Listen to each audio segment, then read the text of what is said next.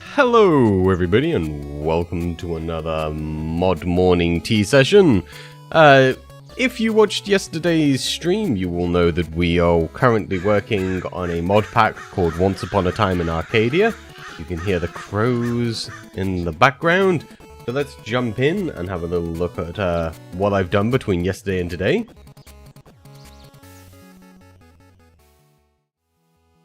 So, I've not actually managed to get much done. I have ran into a couple of issues related to the building process, and I've figured it's probably good if we make a book explaining everything. So we started doing FTB quests yesterday, which is pretty good. Like, it's nice, but it doesn't explain anything. Like, it just says make a canteen, make a plaster, we have these little bits up here. This is a good quest chain for people to do.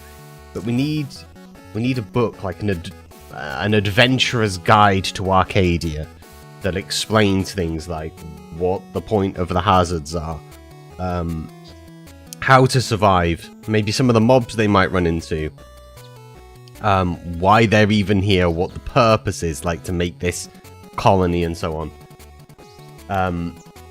One of the quests that I definitely want to put in is going to be to find tea, because I think that is important for any 𝗖𝗛𝗔𝗓𝗏𝗏 mod pack, will just be to locate tea and make a tea farm.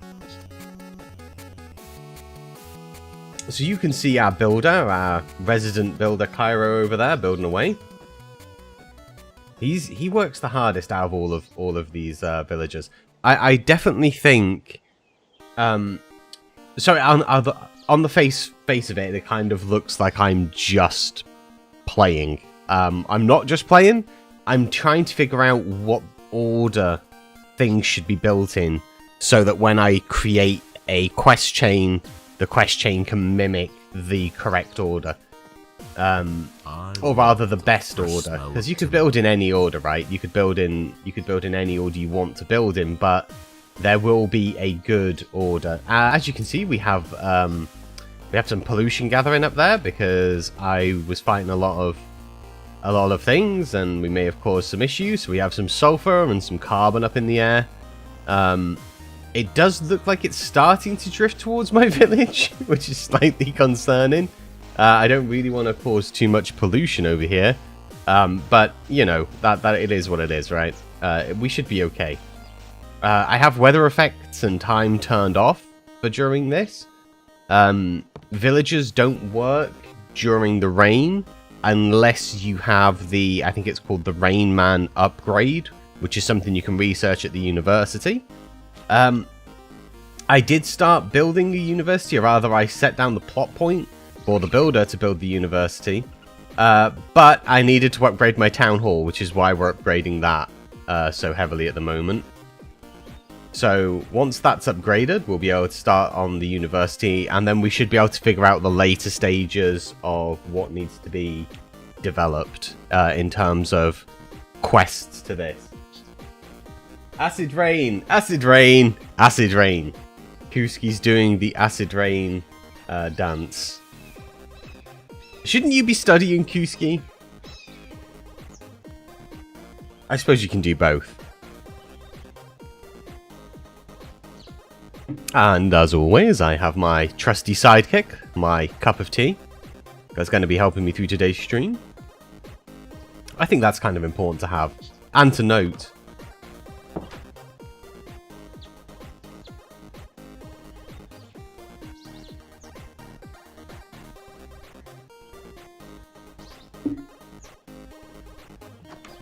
So a couple of the other things I'm going to be doing. This mob that puts health bars above their heads, that's going to be getting removed. We're going to use Toro Health, which is the same health bar system that I used in Legends of Randomia. So this is temporary. Ignore this. I have made the executive decision. I say the executive decision. That I can't be an executive. I'm the only one doing it. But I've made the decision that that's going to get pulled out. We're not going to have those we're going to use Taro Health, which is what we use in Legends of Randomia. Speaking of Legends of Randomia, before I do anything else, I want to just send some virtual love to Timesoft. I had an issue with Legends of Randomia, a rather bizarre bug. I believe I mentioned it on yesterday's stream, where basically any time at all I put down a furnace and put coal in it and then tried to remove the coal, it hard crashed to the game. And I'd spent a couple of days like, I don't know what's causing this, And in true Timesoft fashion, I said, hey Timesoft, can you help me with this? And I sent him the files, and 10 minutes later, I got a message back saying, oh, it's this, here you go, this is how you fix it. He is an absolute maverick. I don't know how he does it. So, yeah, big shout out to him, because that was super helpful. So the books, we're going to be using patchouli to craft our books up. So one of the things that I need to do today is, if we jump over to our desktop and head over to the getting started page for patchouli, we need to make a book that's coded with a JSON. I already have the area opened up that needs it, so we're in patchouli books. So we need to make a folder which is going to be called your book name, which is, well, not that specific thing, but it's going to be called, we'll call it Arcadian Adventures.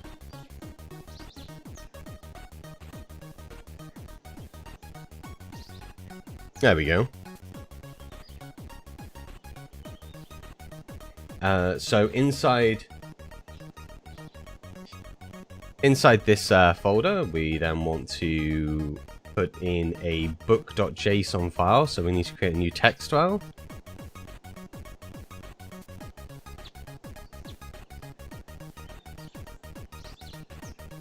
And then we're going to want to edit that JSON file. I believe there is the bit down here for it. There we go.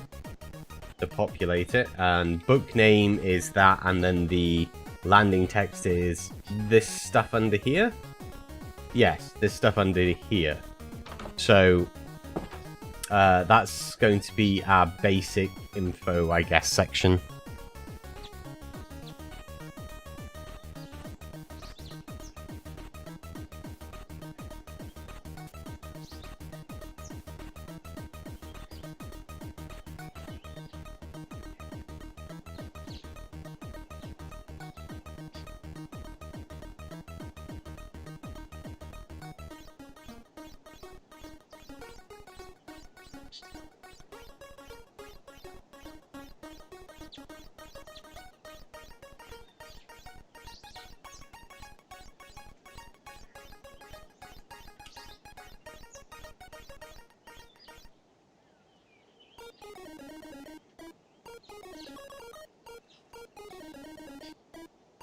Okay.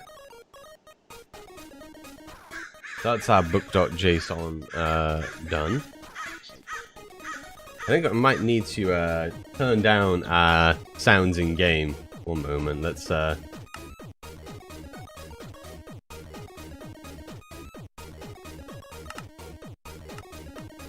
those crows are super loud. It's great when you're playing. If you're if you're alt-tabbed and you're just trying to sort some stuff, though, it's not so great.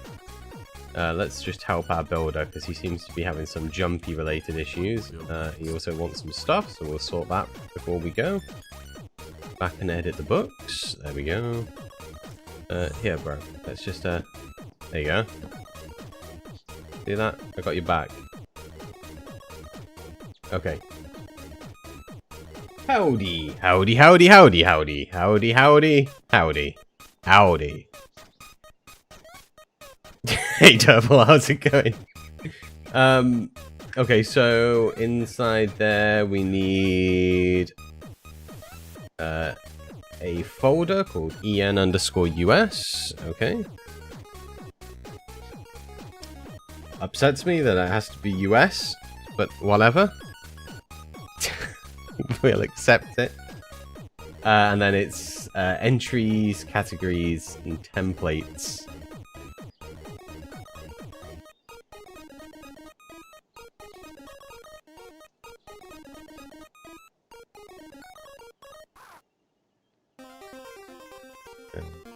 was it? Entries, oh, it was templates, right? I think templates was there.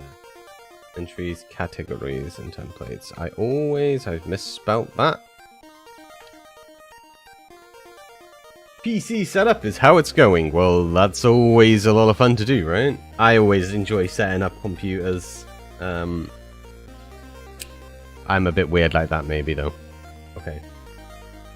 So that is our 3 folders. You may have as many books as you want, even with the same name and blah blah blah. Naturally, each one should have a different ID.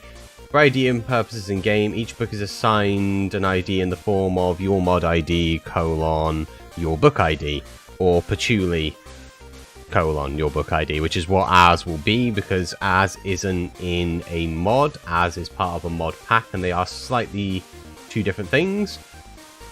So ours will be patchouli, Arcadian Adventures. Note that creating an EN US folder means you're creating an English version of your book. The content you put in the EN US folder are always the main ones that are loaded, so even if your book isn't meant to be natively English, you need to put your stuff in there. Any translators may create folders with their own language to override any files that they wish. They're automatically loaded if the game language is changed. For translators, please don't include in your folder anything you aren't overriding. Now we populate the book, which we've done. Where book name is, done all of that, and then so this is a thing that we're going to need to go into. Checking game. Load your game, check if the book is there. Well, we don't have the thing there at the moment, so that's fine.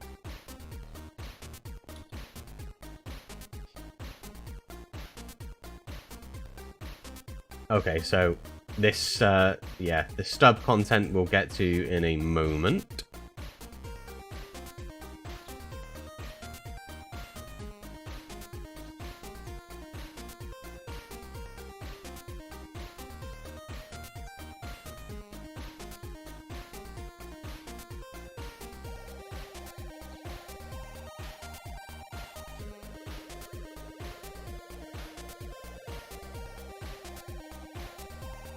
This is a lot of reading. Hey, Nimril, how's it going? Are you also setting up a PC? I just want everybody to be setting up PCs. That's PC World, which is also a name of a store in the UK. Please don't attack me, PC World. Actually, I think they're called Curry's PC World now. I think I'm okay.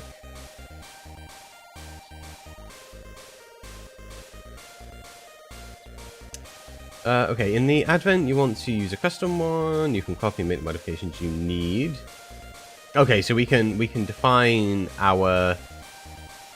what we want our book to look like. My PC is set in stone. Yes, I'm fantastic. I'm doing relatively well this morning. I'm already on my 2nd cup of tea, so everything is good and glorious. And I had a good amount of sleep last night, which is why I'm so chipper.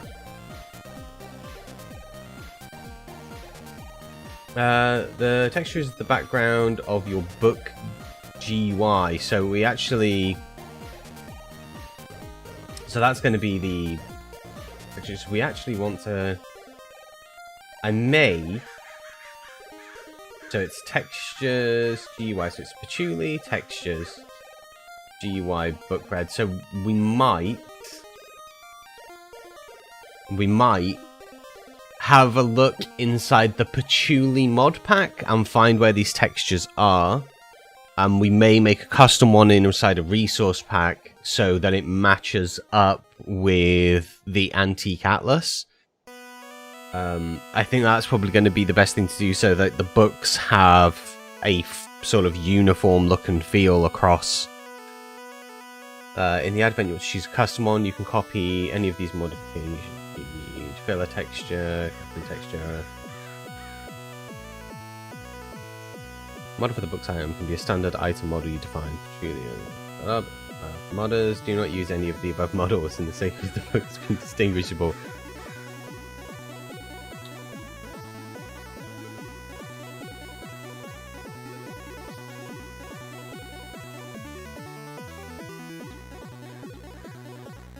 Okay, so the hash isn't necessary.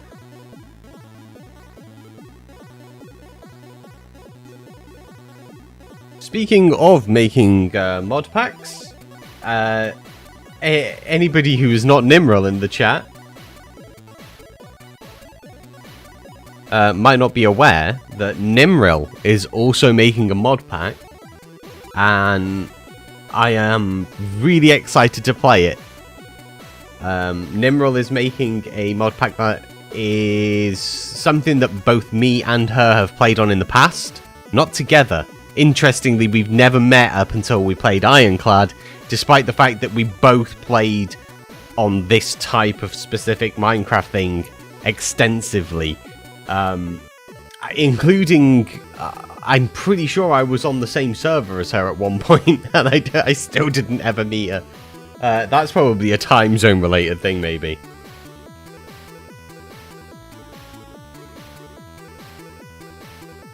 Okay, we're going to come back to that because we kind of need to do this stub content. Good morning, 𝗖𝗛𝗥𝗘. Hope you're having a nice morning.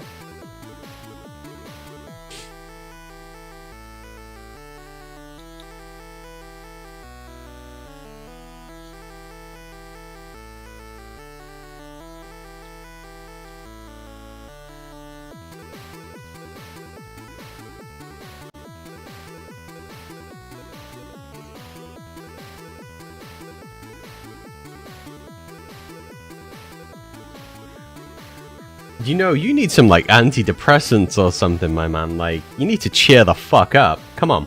It's always a nice morning. You've woke up and you're alive. Like, you can't ask for anything more than that.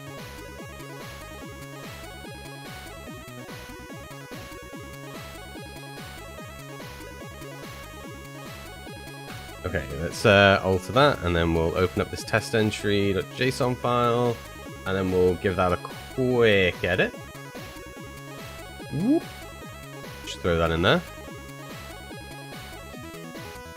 Caffeine is my antidepressant. Well, caffeine is a great antidepressant whilst it's in your system, for sure. Okay, so this is our icon, so we definitely can put in some extra iconography. I'm positive that I can change that out.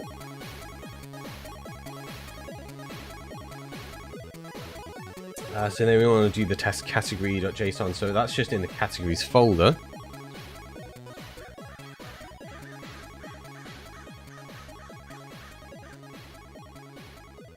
Oh, you need some better sources of caffeine. Or just wake up like 10 minutes earlier and have that as caffeine time. That's always helpful. This is test category. Look at that. I remember to spell category right. Oh, I forgot to put the .json in though. I was so happy that I managed to spell category right whilst typing this early.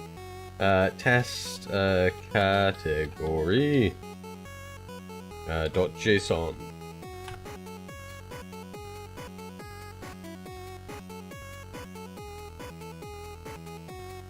I need to stick these up there for a moment.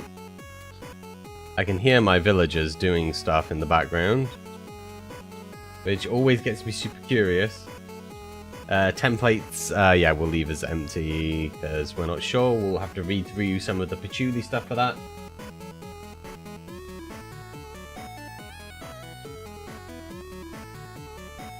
I mean, it depends on what time you go to bed.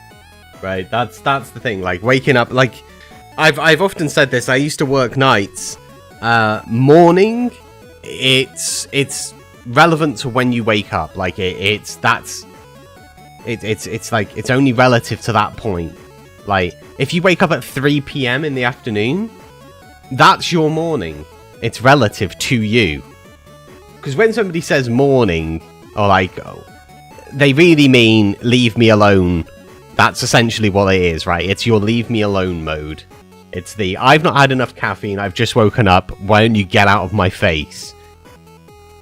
And because of that, I think that morning is relative. I know that there is technically the chronological passing of time that is defined as AM, and that is morning, but that's That's what we're going to call the mathematical morning.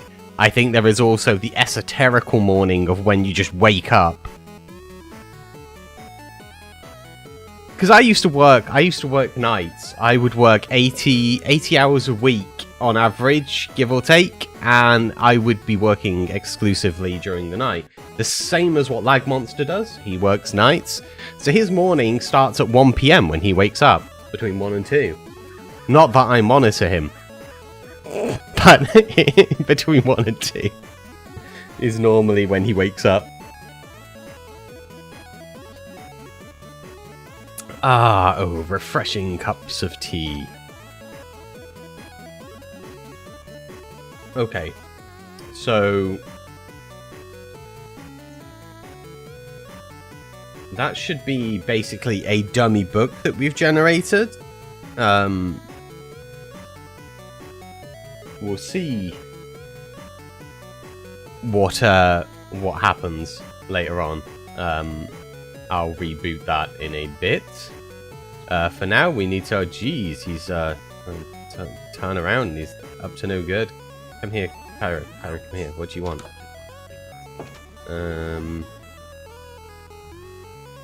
Let's just fulfill those. Okay, yeah, so as I was saying before, I had to move an entire house. It was getting in the way of my upgraded town hall. So my villagers are now really unhappy with me because I had to destroy an entire house. So now they're like, I've got nowhere to live. Yeah. So that is something I'd need to fix. Again, it seems like I'm just playing through this world. I'm not.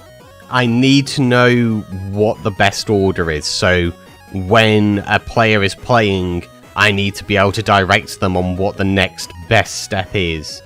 Kind of to hold their hand a little bit, but if you get stuck, they can at least refer to the book.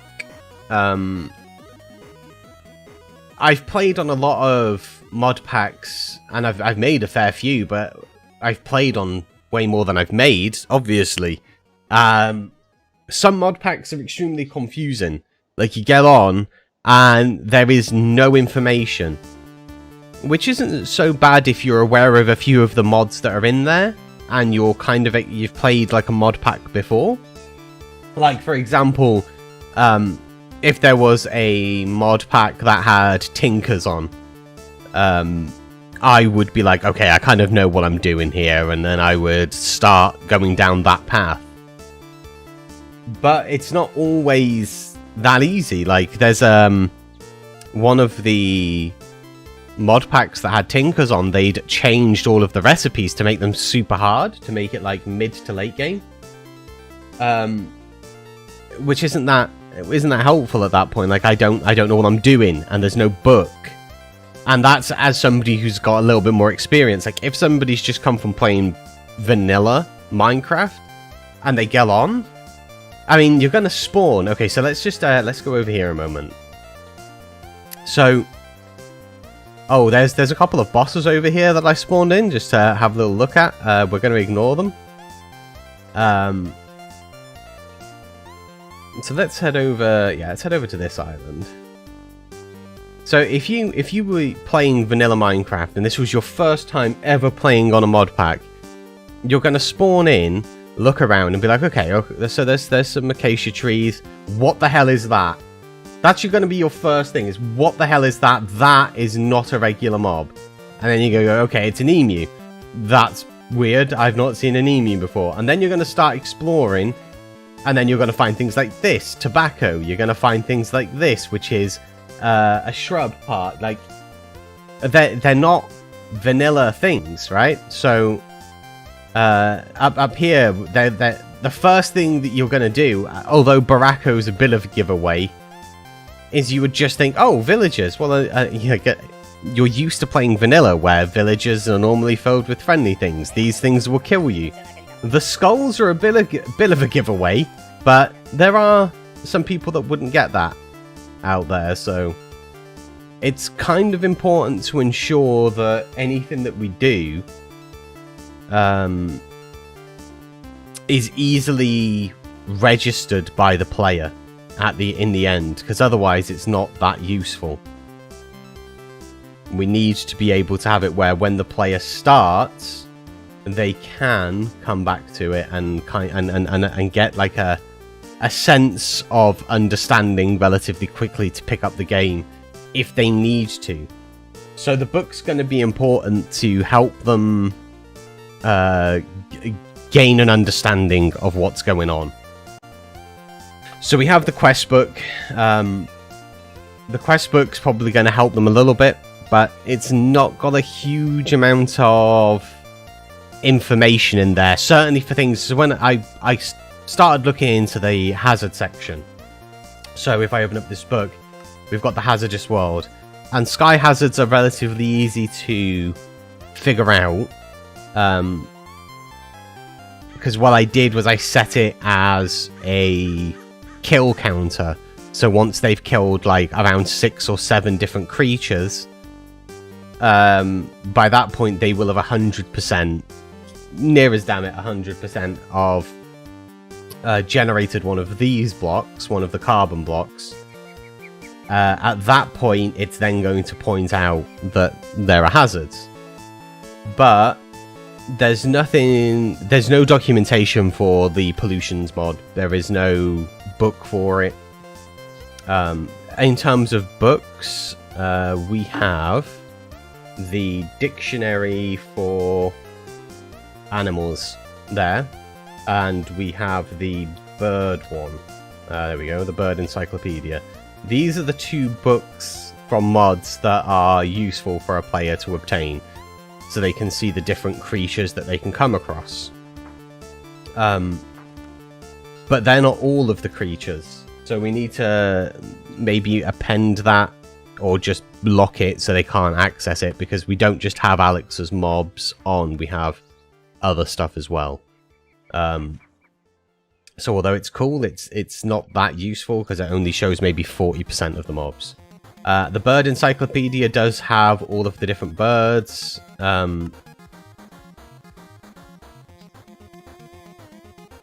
We can see all of the different items that they like. So that book's pretty good. The bird encyclopedia.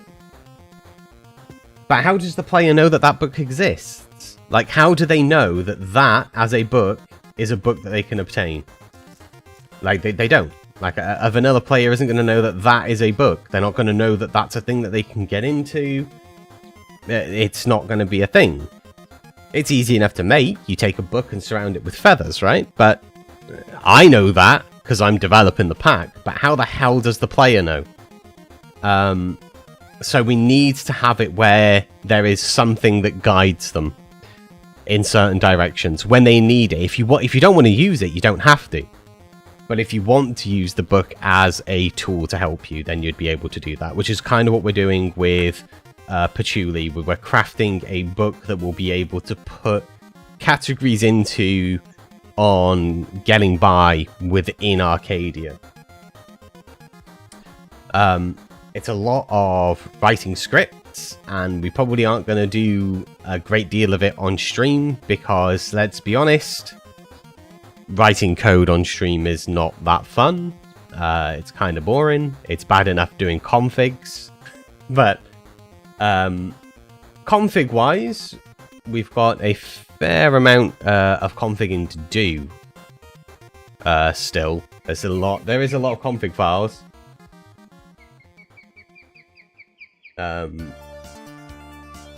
One of the key ones is going to be the pollution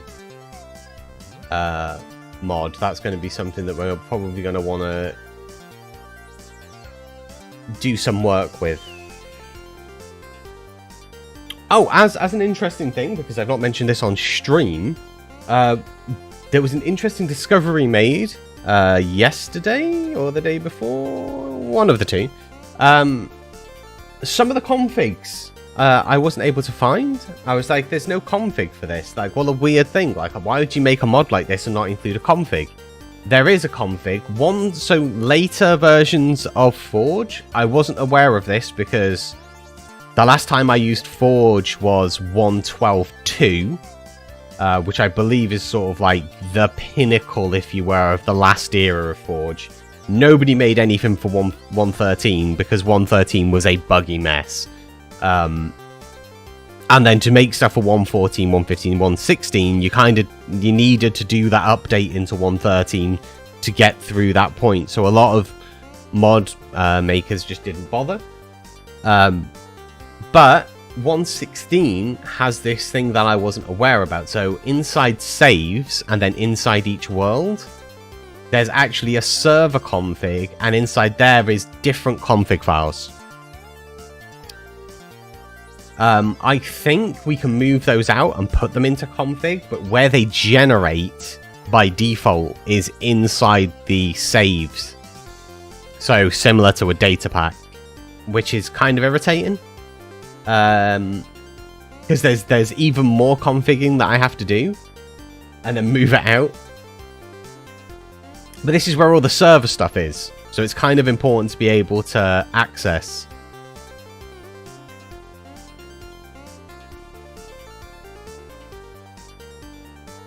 Let's go back to Minecraft and we're in Julie.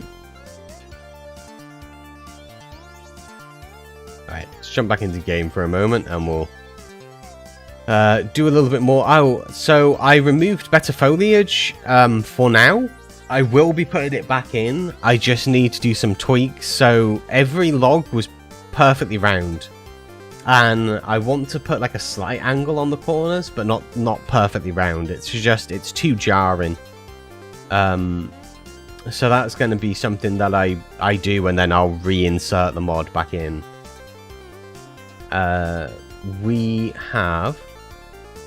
This woman is always complaining. Let's make space.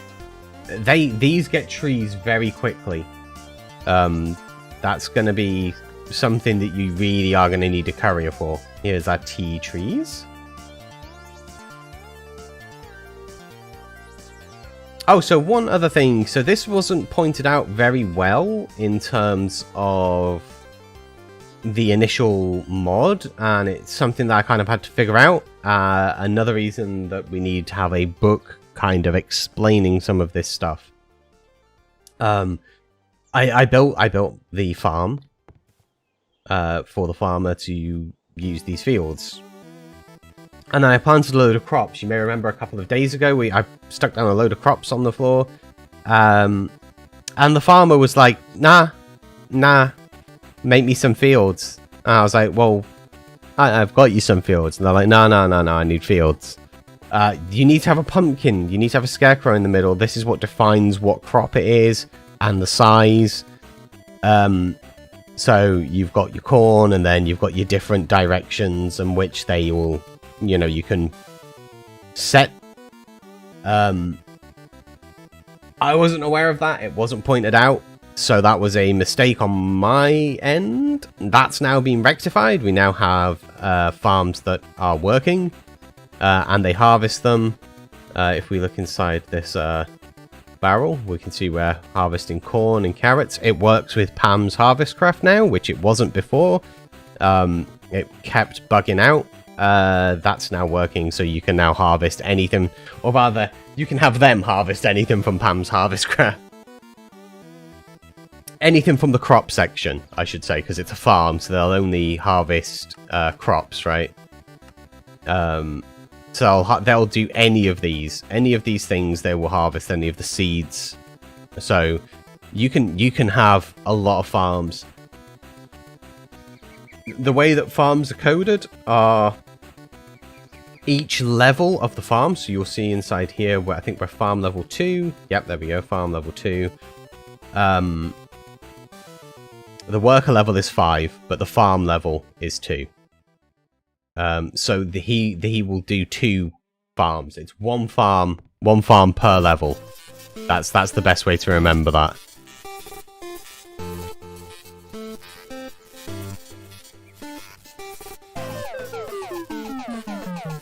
I love this song, but it is too loud. Okay, that's better. So, a level 3 farm will do 3 of these, so you'd need a 3rd scarecrow. Oh, or rather, I think it's, yeah, just field. I think they're just called field. But they're the 3rd scarecrow to dictate the next field, and then you just basically can do that for each level. So I think the highest level you can have a structure is level 5.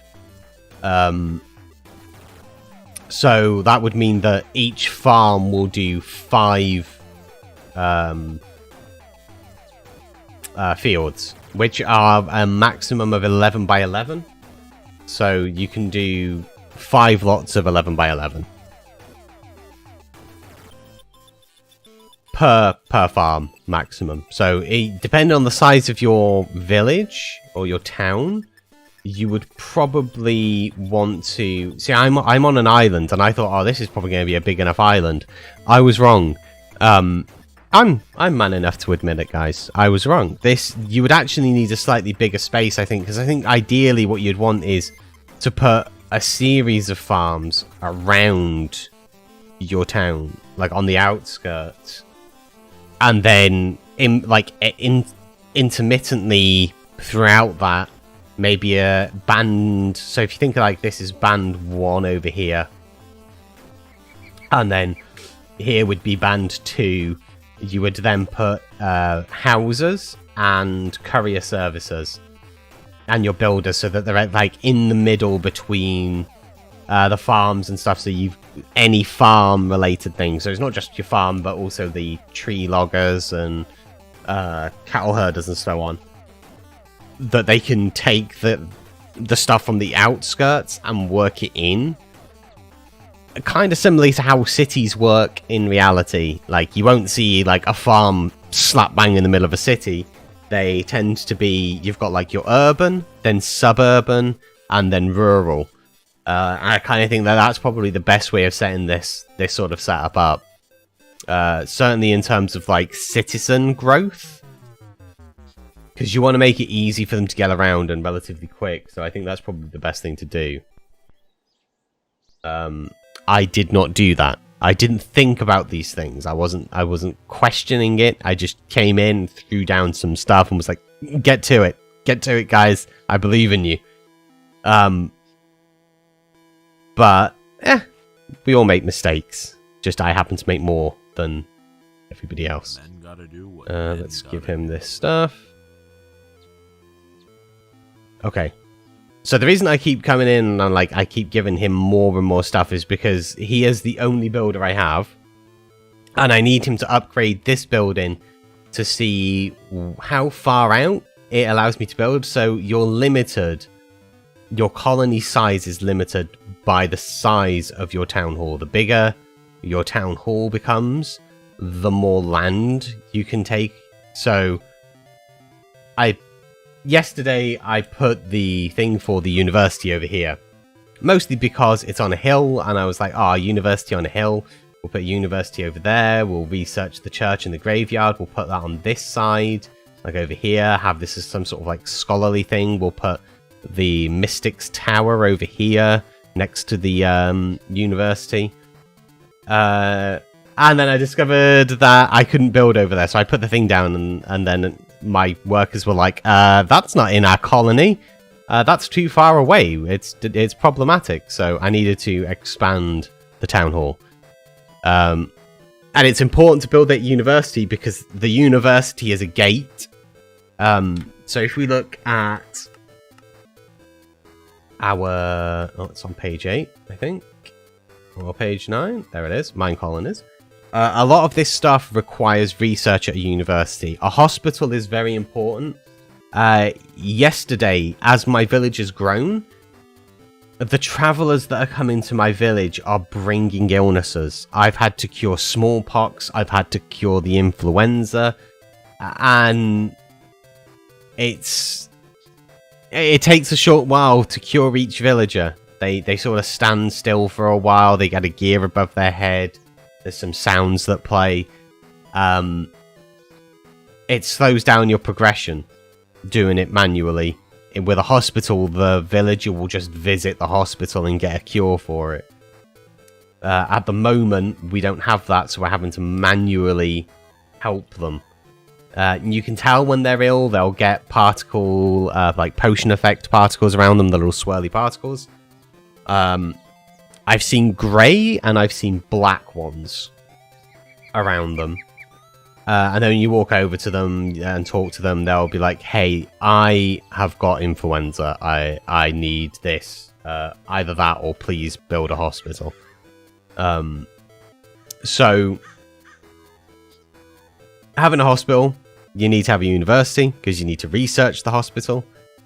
So the university is a gate that you have to overcome. So within making a game, it's not just going from... Imagine going from A to B. That's like the classic thing, right? You go from A to B. B is like end of the game.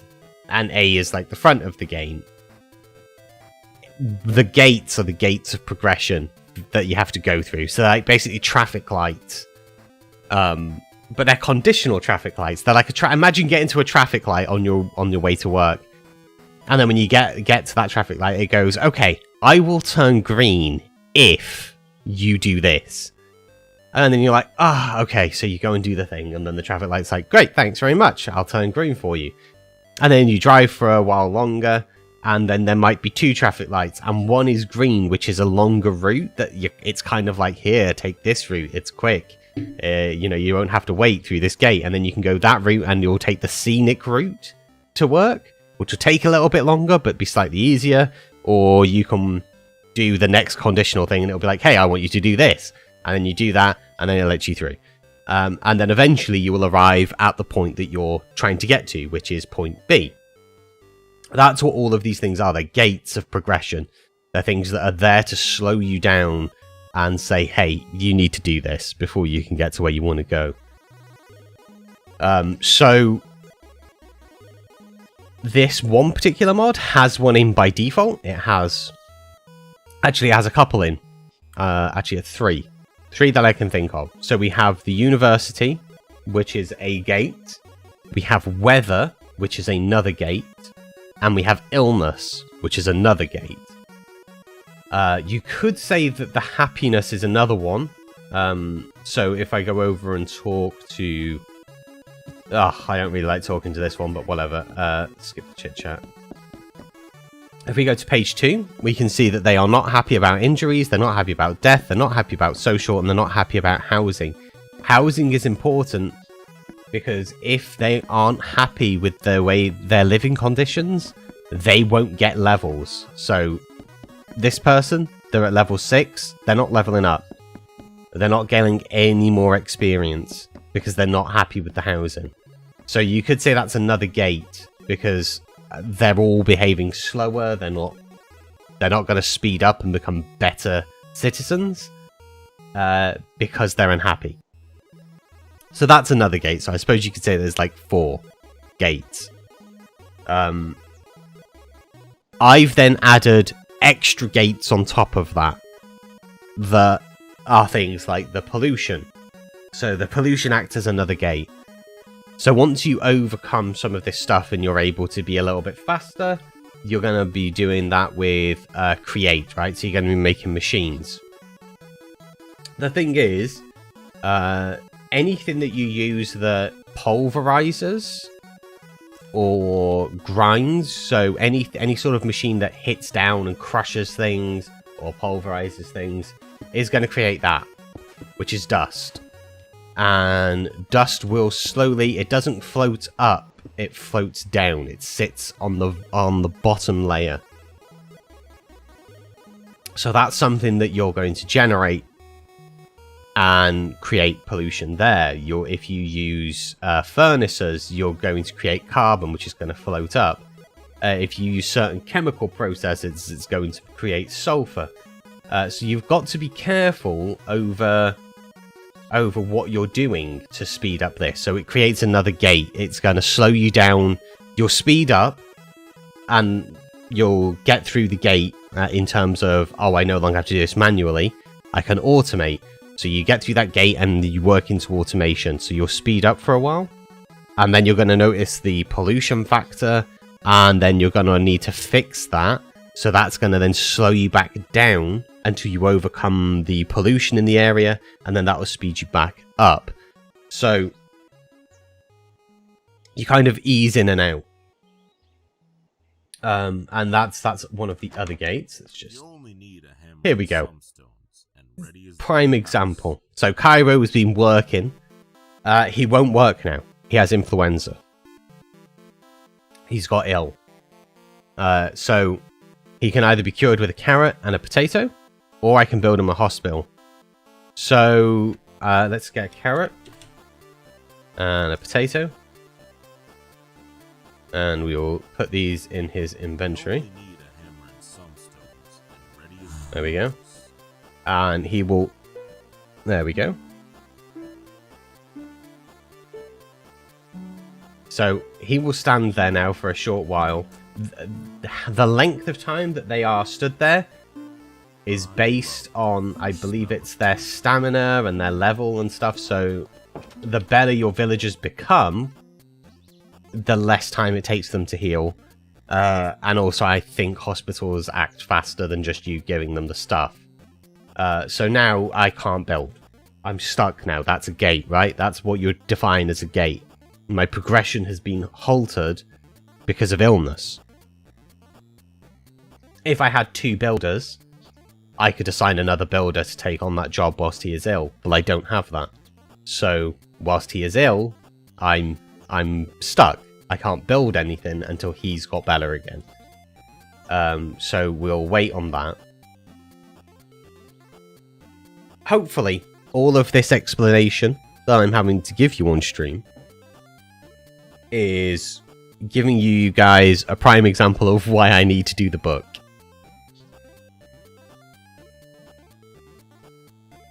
There is a lot here, and there's not really much information on what to do about it when you come across a problem.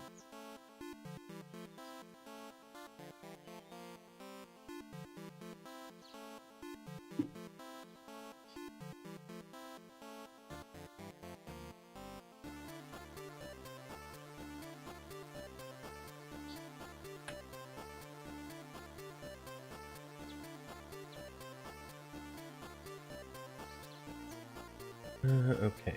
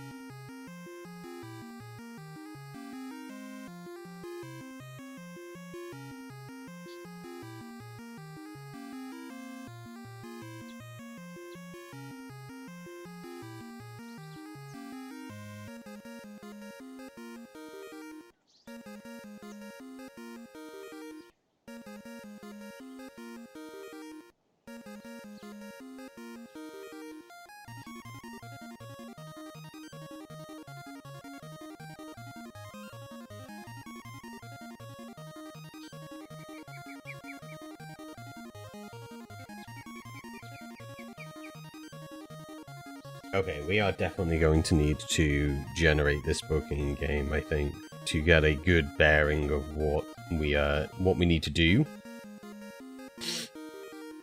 So we will do that in a moment, because that's going to require us restarting the game, which I don't like doing, because although I've got it to load slightly quicker than it was, it still takes a while.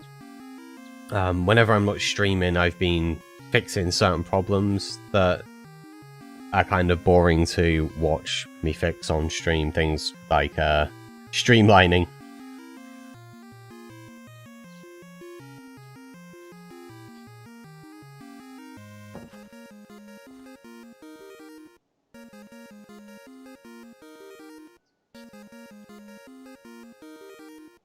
Okay.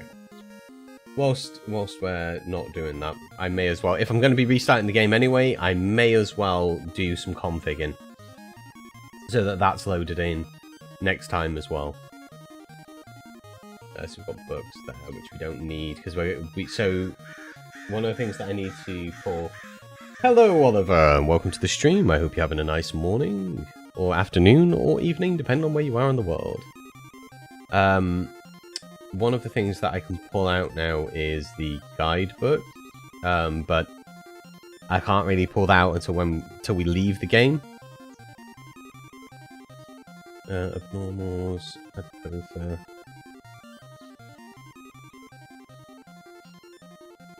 Oh. Add both as both, just empty? Interesting.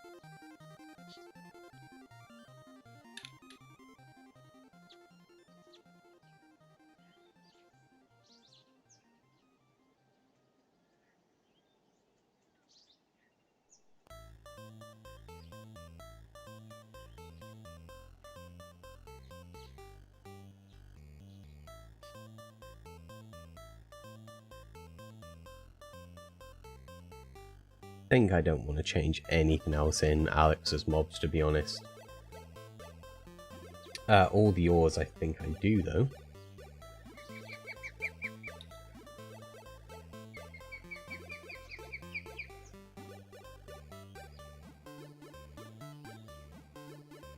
Yeah, so some of these I need to remove. But what I need to do is check... I just type in ore.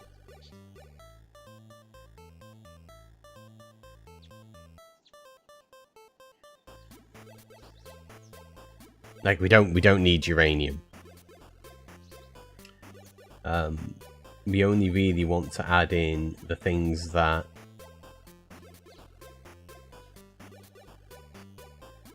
okay, so we need copper, bauxite, lead, silver, nickel. Oh no, we do need uranium.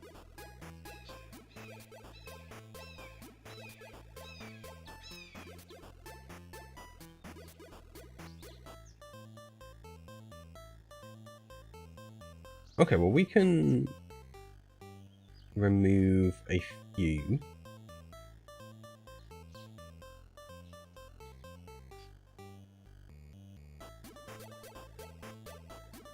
Remove lead, nickel, osmium, platinum, silver. I don't think tin's in there either. Yeah, tin's just in all the ores. So, tin... silver, lead, they can all go. Oh no, the silver from Better Diving, but it's the only thing that uses it, so... Oh no, we've got it from Immersive Engineering as well. Let's have a look at silver in here a second. So we have all the ores, Better Diving. And we have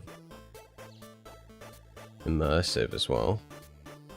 So all the ores for that is actually useful because it will unite them. So copper is definitely true. Osmium I don't think is. I haven't seen anything that uses it. Let's check osmium.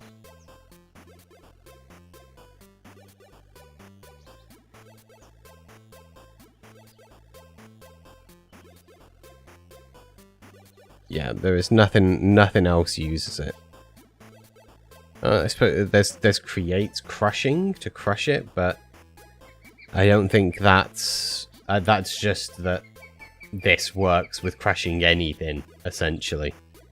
I'm pretty sure if I type in like crushed, there'll probably be all of the stuff in there. Yeah, copper, zinc, brass, osmium, platinum, silver, tin, lead, aluminum, uranium. Because that's what you should do, right? With uranium, guys, you should crush it. Just I found some uranium. Let's crush it. And nickel.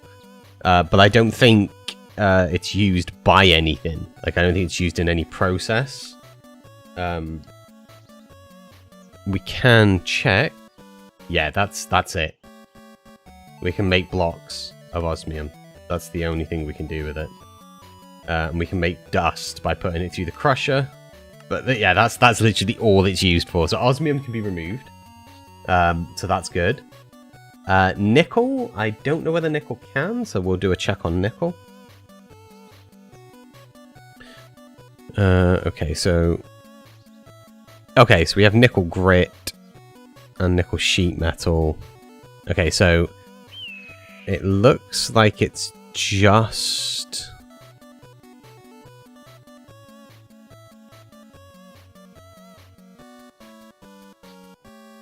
It looks like it is just part of that, but we'll check. Okay, so we can use crushed to create it. We can smelt nickel ore. But that should have been replaced with the all the ores one. Which I'm probably going to leave nickel in. And I'll tell you for why. We know that immersive engineering uses it. We know that create can depend on it, because create can just depend on pretty much anything. If this gets updated,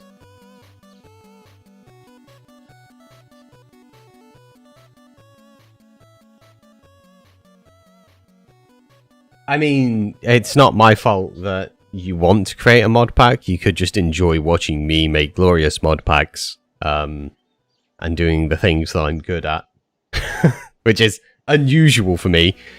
So nickel, I'm going to leave in, and the reason I'm going to leave it in is because if I update Once Upon a Time in Arcadia at another point and I include a mod that also has nickel, I want to make sure there's a reference point that nickel was included before. So I'm going to leave nickel as a yes. Platinum, we will do a check for.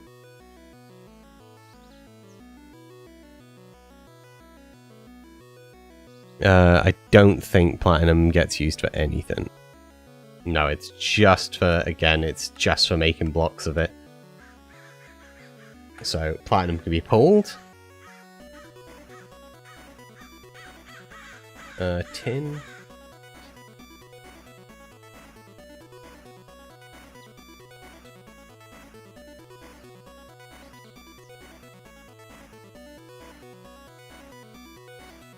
Oh, should do ingot, really.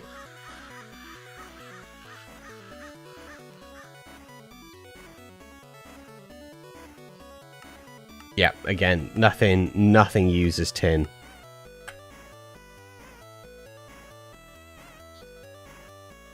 Whereas copper, I know copper is generated. I know copper is going to be needed, but just to check.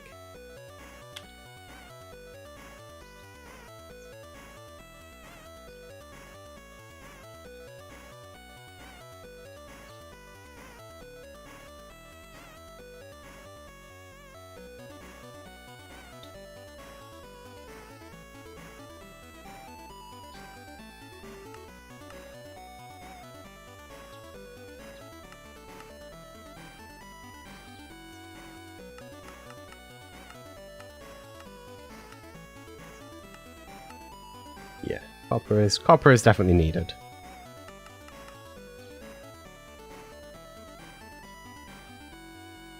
Osmium wasn't. Silver is the next one. I enjoy creating things. Mod packs are just the latest itch. I mean, that's fair.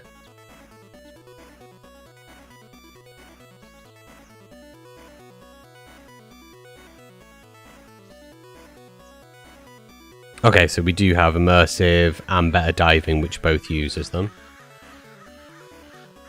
Aluminum.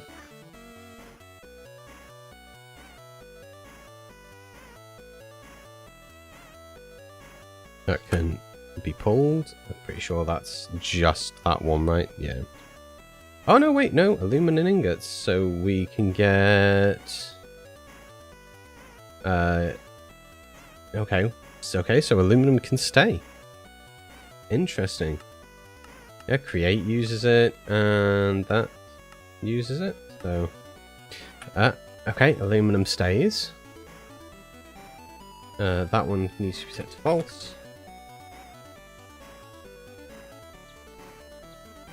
There's polymorph, which is in here. And there is also all the ores to make it so that even if polymorph can't find the index, all the ores will replace them automatically. So with all the ores on, it creates a unified ore for everything. So we have all of the different ores that it generates, and then if that can be used for anything at all as a backup, which is why we're going through. I don't think uranium is needed for anything. I mean, I could be wrong, but oh no, I think it is. It's part of immersive, right? I think you can with immersive.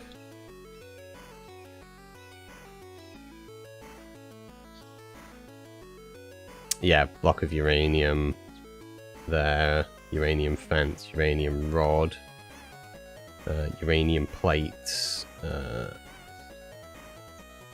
which can make uranium sheet metal.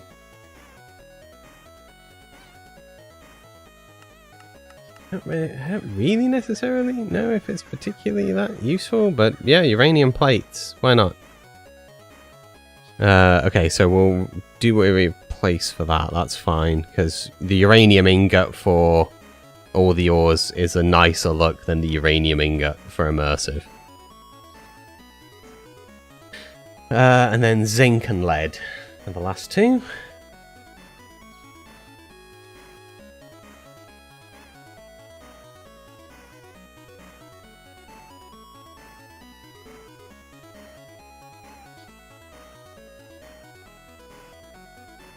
So, blocks of zinc, that's it, right? It's just blocks of zinc. Yeah, nothing can be done with it. Okay, so zinc can be pulled.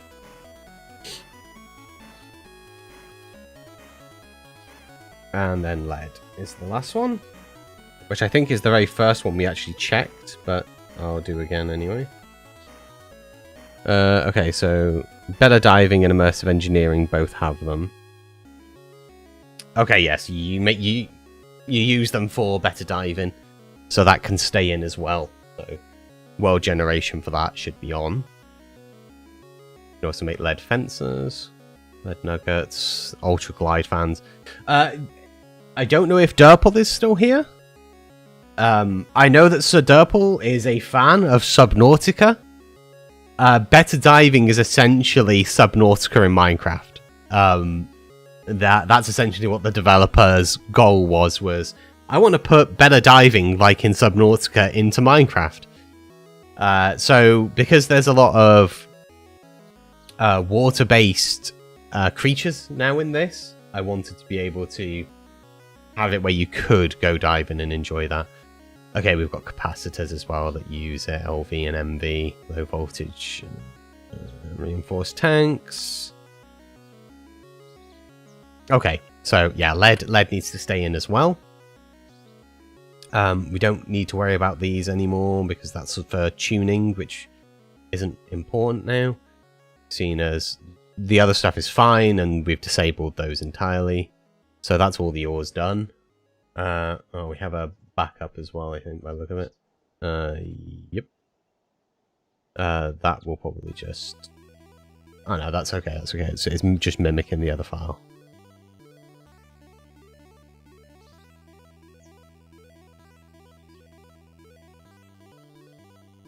I've not played Subnautica, but I know quite a few people are big fans of it. And because there are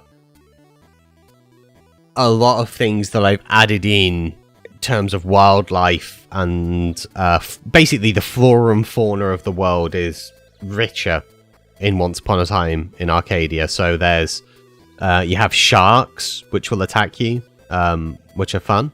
But then you've got whales, you've got orcas, you have obviously the dolphins and stuff, but there's different types of whale, there's different types of dolphin, there's more sea turtles, there's jellyfish, you have different types of fish that you can come across, like Atlantic cod, or Atlantic salmon, you've got the bass that you can come across, like there's lots of different like types of fish. It's not just like, here's a cod, enjoy. There's different like species of fish.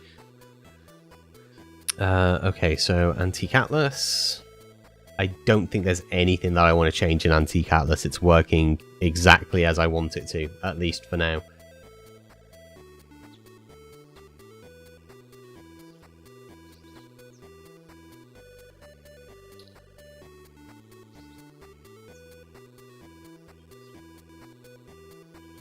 In fact, let's get some of the diving stuff and do a little test. I do think that the whole diving side would be massively improved with having shaders turned on. I'm not going to do that because I'm also streaming. I have a lot of text editors and other stuff open up in the background, and I'm pretty sure that with the heat of this room today, it will set on fire. So I'm not going to do that, but I think when you get your hands on this, I think playing it underwater with the shaders on would be good. It's a shame you can't do like conditional shaders, like it's fine and then you go under the water and then it turns the shaders on. Okay, where is the diving mod? I don't know if it has its own section or whether it's...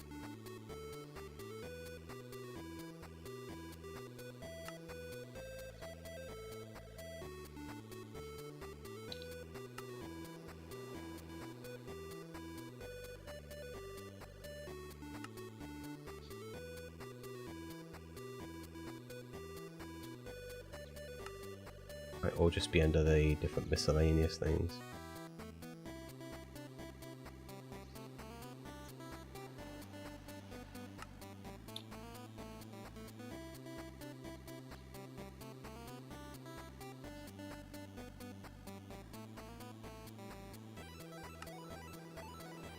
Ah, there it is. Better diving.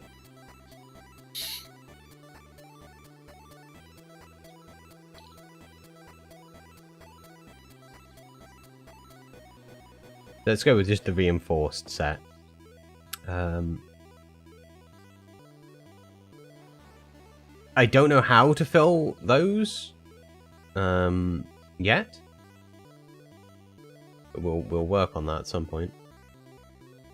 Rebreather, diving mask, reinforced, max depth 40 meters, max depth 60 meters. Oh, we'll go with that then. I'm not sure what the power cell does. Again, no documentation. 𝗠𝗢𝗥𝗘? Oh, is that the thing? Is that like a... Yeah, it is. I'm not sure how we make the little bugger move. Oh, it has no power. Okay, so do we right click on it with something?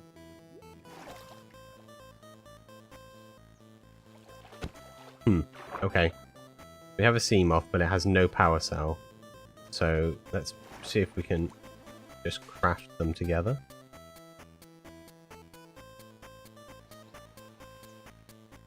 No, we don't need it. That's fine.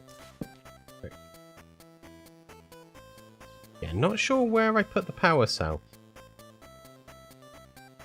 Again, I'll have to check the documentation for that, and then once I've got the documentation, I will write my own in-game guide for that, because we don't have time to be messing around with how do I even put a battery in something. There should just be something that tells you. So outcrops for now, we'll put on those. I don't have the top.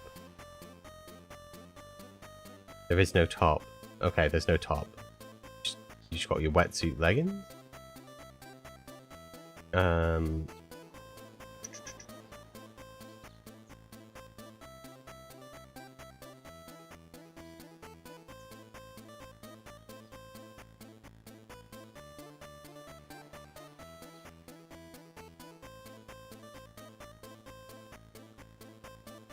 What's your final exam?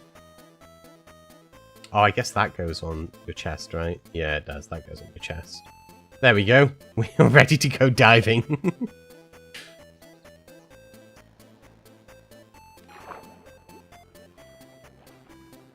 So with this stuff on, you swim faster, which is nice.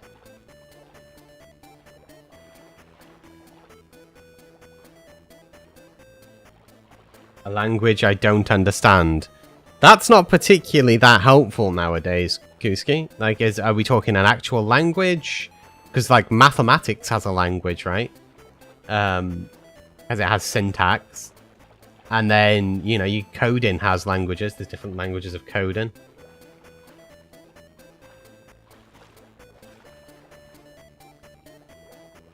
Arabic.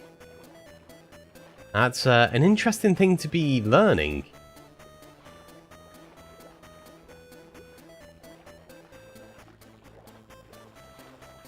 Is there any particular reason why you're learning Arabic?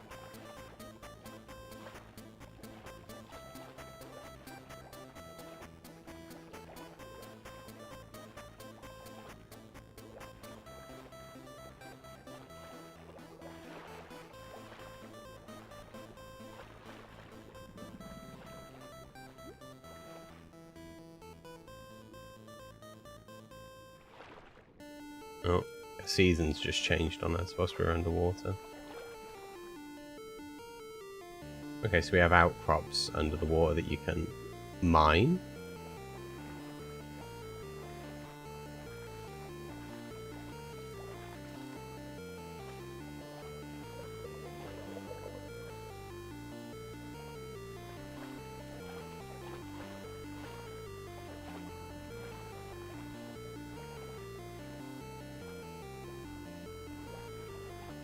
So jellyfish will sting you.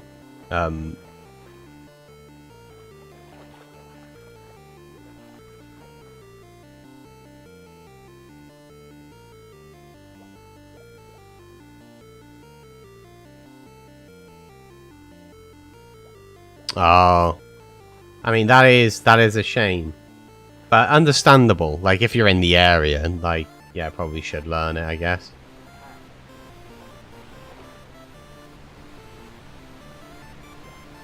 I can hear loud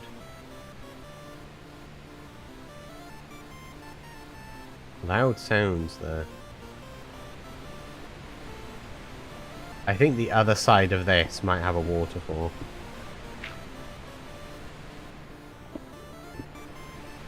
Definitely something around here.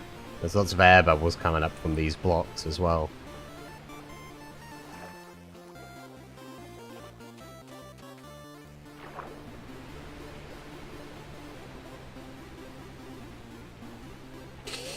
Well, Arabic's a pretty hard language, you know.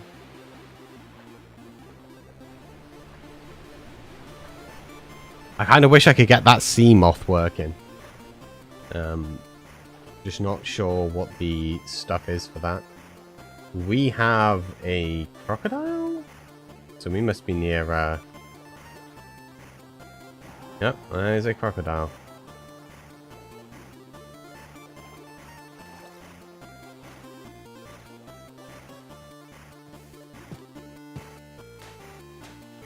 We're not going to go investigate these fun things because we're too busy diving.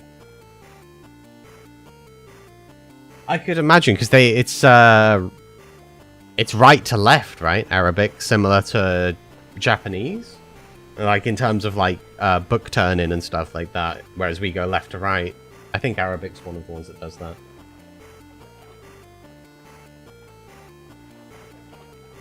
Oh, what fish is this? Atlantic herring, red grouper, Atlantic herring.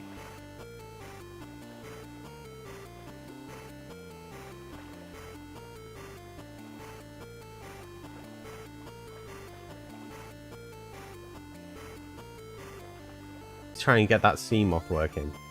Like, I understand that, like right now in my swimwear, I look pretty damn cool. I'm aware of that. But I kind of feel like I want to be in the sea moth. Yeah, I normally play with my brightness set to moody because I don't particularly like full brightness. I've got relatively sensitive eyes. There are some sea creatures. There's a lot of biomes, though, that I need to do some setups for.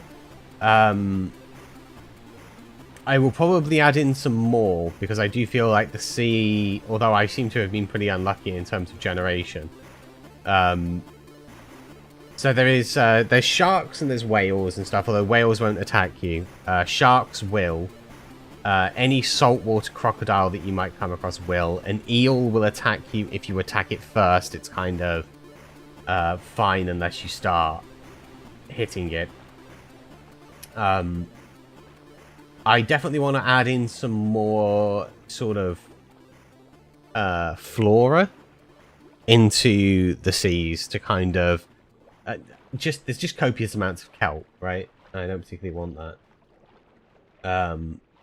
So that's going to be something that is probably going to get, yeah, it's probably something that's going to be added at some point.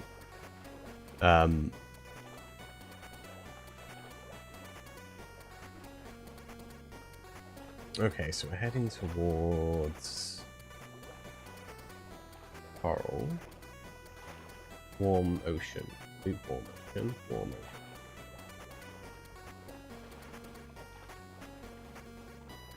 Oh yeah, 100%. It would. I said before that with shaders, it would look a damn sight better. I'm just not going to put shaders on during a testing phase when I'm also streaming. I am using some old hardware, and it's pretty warm. I am not going to set this PC on fire for the sake of look everybody at this underwater sea beauty. I'm not coming across any sharks. Although I think I may... It may be a game rule thing. Because I'm doing testing at the thing, so it could be that.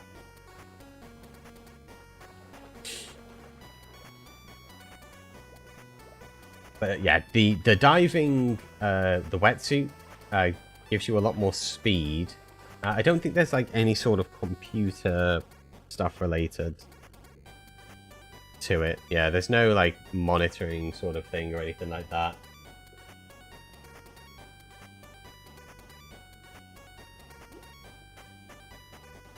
No, the second one along has a power cell already in it. Let's do that then.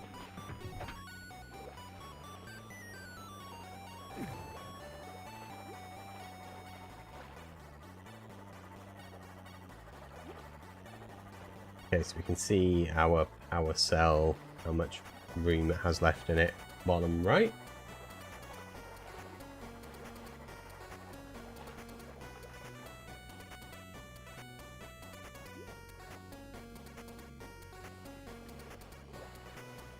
It's not the CPU that I'm concerned with in this system. It's the GPU processing the shaders that I have That's my only concern. I know I can push this CPU hard. It's an old CPU, but it's still ridiculously good. The CPU that's currently in this system, for anybody that actually is nerdy enough to care, is an AMD 8350 Viscera Black Edition. Which came out around 2012, which, yes, is pretty old. But it's an 8-core processor, and its overclocking abilities are what makes it extremely good. Not also, if you buy... Alright, we're going to start getting into some weirder areas that are completely not Minecraft related. When you buy a CPU... Not all CPUs are equal. There's manufacturing flaws in different bits. So, the failure rate on certain ones. So, like, you can get a CPU that's, say, like an Intel i7. You might get an Intel i7, a particular model of that. And then, once you've got that Intel i7... You're like, okay, so I can overclock this to 4.8 gigahertz. But only a certain amount of the Intel i7s will be able to go to, say, 5. And if you try to push it to 5, it will then crash. So there's like a luck of the draw on like what you get. You might get lucky and get one of the ones that allow you to push it that little bit more. Because it goes on batch. The AMD 8350 from manufacturer output, it was like an 80% success rate for 𝗖𝗛𝗓𝗏, so you can overclock and push it with 80% of that model of CPU. I'm wondering whether this thing would be affected. It seems to be affected by certain things, but I'm wondering whether it's like affected by magma blocks trying to push it down.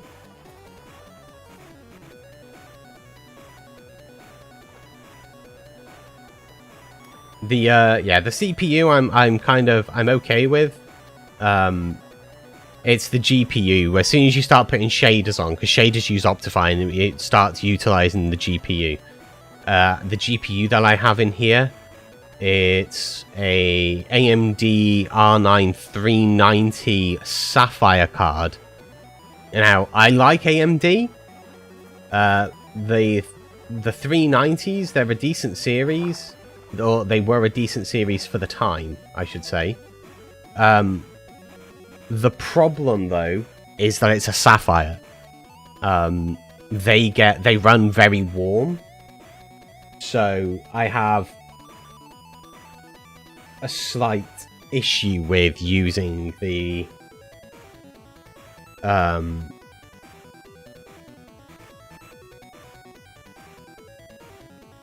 like high-end shaders and stuff like that, because it pushes the GPU up, and Sapphire runs hot. AMD already runs warmer than Intel, but Sapphire gets really hot.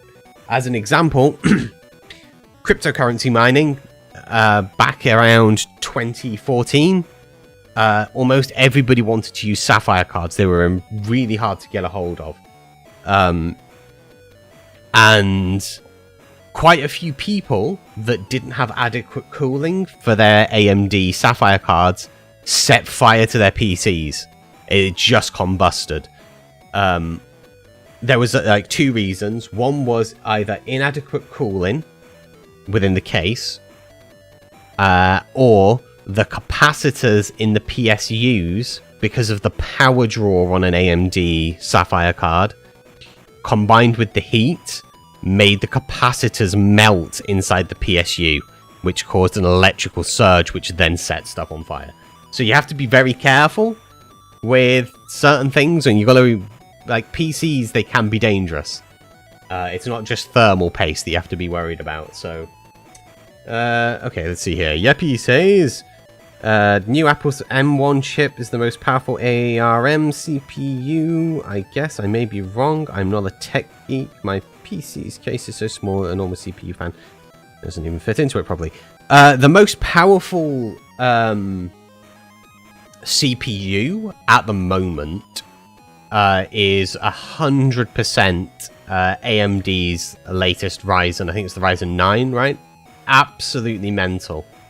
Really, really crazy technology that they've put inside that. I think it's technically the Ryzen. I don't think they're...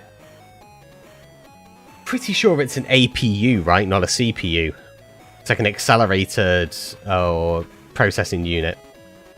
Because it works in conjunction with... it works in conjunction with the graphics card.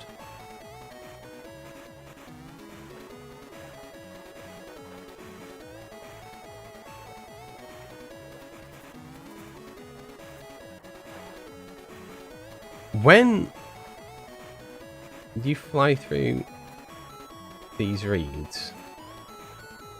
Yeah, when you fly through those reeds. I say fly. It feels like flying. This feels very like flying.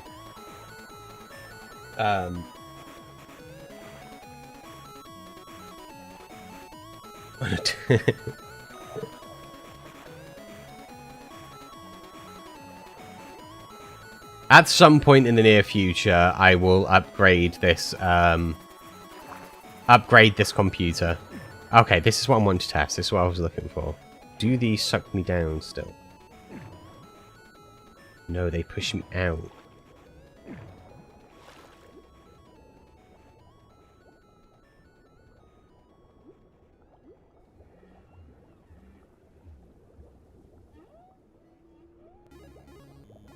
I can hear a whale.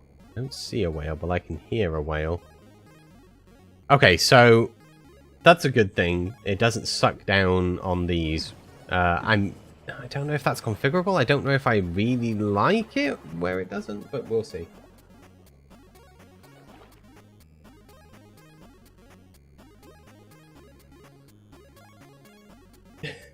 All of my jokes get ruined by typos.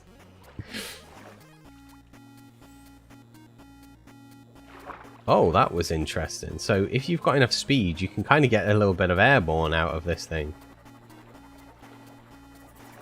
Yes, you can. Well, that's fun. I like that.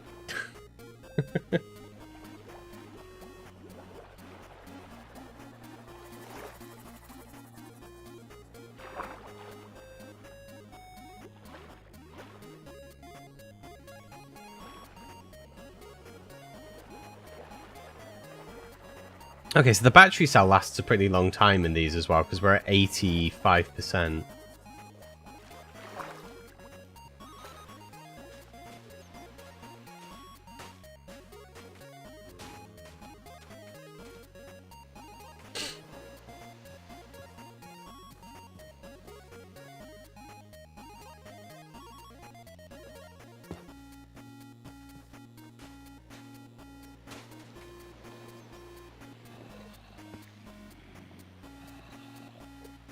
Okay, so let's put that away.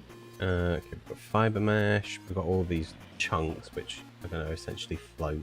When I say float, they're going to sit at the bottom of the sea.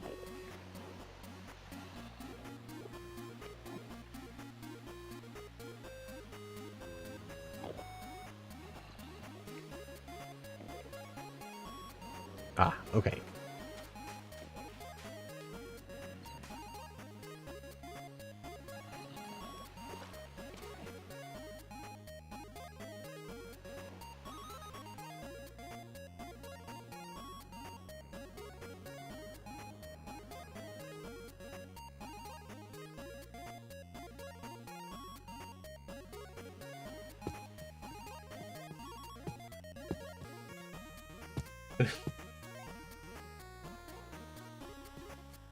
Oh, the thing I was traveling was a sea moth.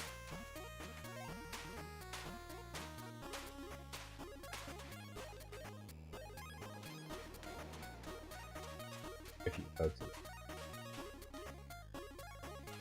Yeah. There's the better diving puts some stuff in from Subnautica into the game. Stuff. Big ass pirate ship. There's lots of these really cute pink sand islands knocking around this area.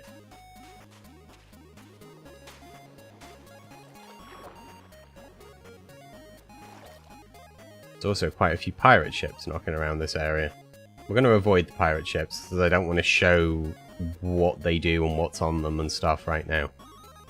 Don't want to give away lots of things before playtesters. We'll ignore that as well. Oh, got nice some blue jays though. I shall steal one.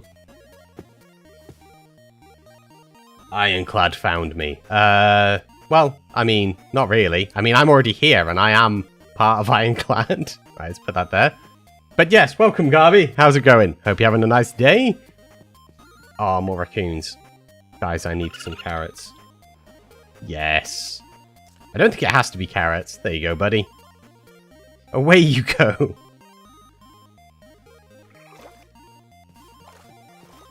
One of the things that I want to do is fix this. The better caves. I need to make some tweaks to that. So that's going to be something that we'll do in a second, I think. I'm having some issues with the way that like the world generation. I'm not too happy with like this. There's too much of this where it's just too much stuff leading up to the surface. So that needs to be fixed. I was looking at the seas, 𝗠𝗢𝗘𝗚𝗓, to check for the flora and fauna spawning, but I think I need to tweak. What does the shark? What's the shark a part of? Better animals. So I need to tweak the biomes which they spawn. Make them a little bit more frequent. Increase the weights of them up a little bit. So that's going to be something that we need to do. So one of the things is better caves, right? We want to tweak that.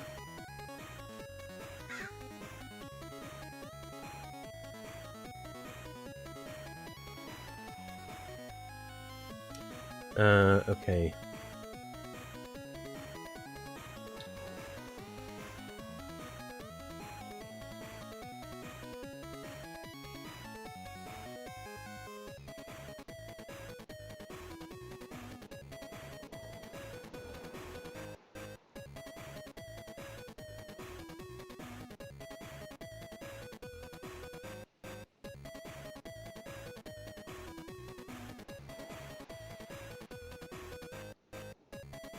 Oh, sorry, I misread it.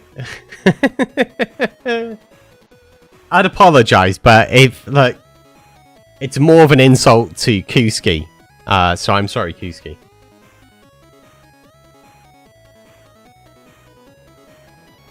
I never apologize to 𝗖𝗛𝗓𝗏. That's not going to happen. Enable global. I'm looking for the surface part again.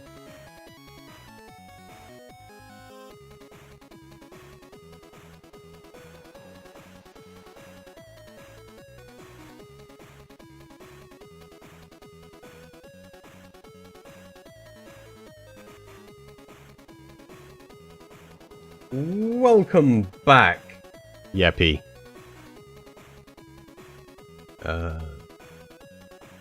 It's not a YML file because this is a newer thing than YMLs.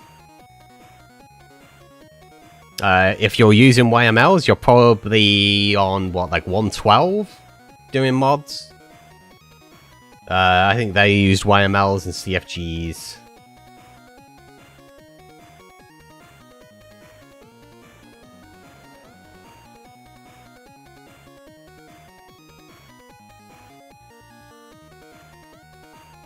Generation size. Underground generation floored caverns.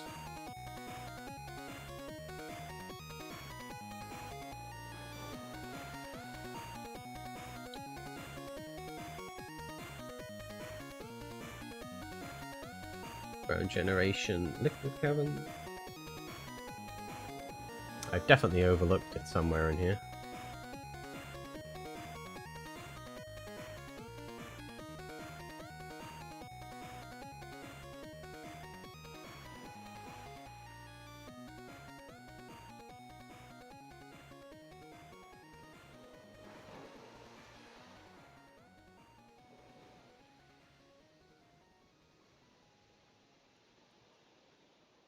Useful underlying dimension spawn with no real surface.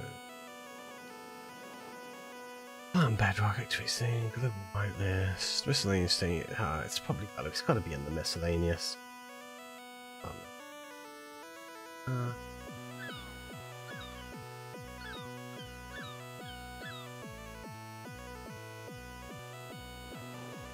could probably just do Control F surface, right? Might be undersurface. There we go. That's surface detection though, which I don't really want. Generation of caves near surface.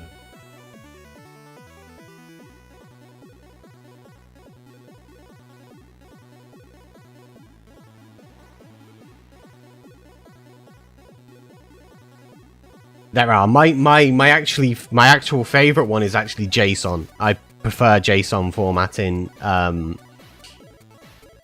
I don't mind TOML, I don't mind YML or a CFG, but I like the control that I get over a JSON file. It's not something that I don't particularly like doing any config related stuff, but if I do, I prefer it to be in JSON. A lot of the stuff that I tend to do is graphics based, so resource packs, like the there is a specific texture pack, resource pack for doing random craft that's called 𝗠𝗢𝗥𝗘, which is, I think it's the wonderful, excellent random craft pack, I think it's called, stands for.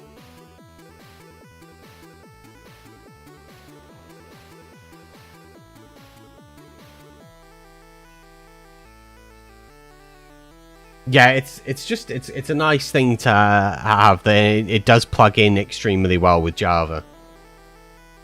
Enable surface caves. That's what I want to lower. I want to lower the amount. Surface cave altitude range defaults. Density of surface caves. There we go. Higher is more caves closer together. We want to set that to maybe 5. And surface cave density we're going to set to 7. There we go. That's going to fix that problem. Steampunk Minecraft Pet Caves is being edited by... Yeah, a bit sure. I think we might have to close the game before we can actually do this.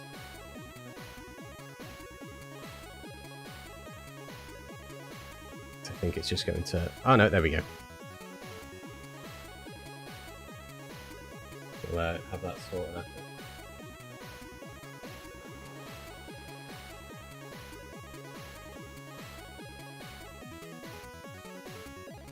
What's this?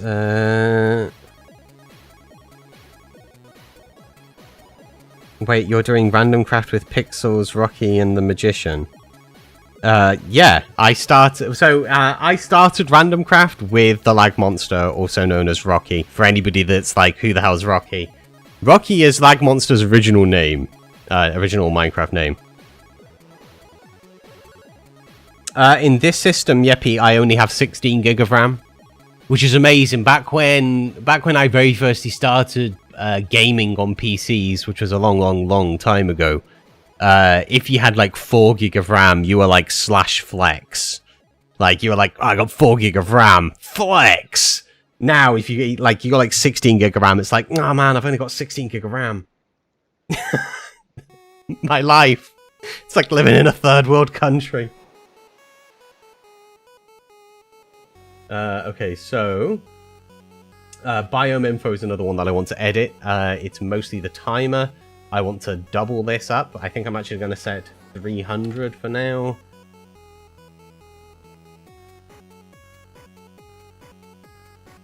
We've already done all the ores, so that's fine. I don't really... this is one that I definitely need to add. There's a thing that I need to fix on this. I'm not sure whether I do it in here or in under the server section.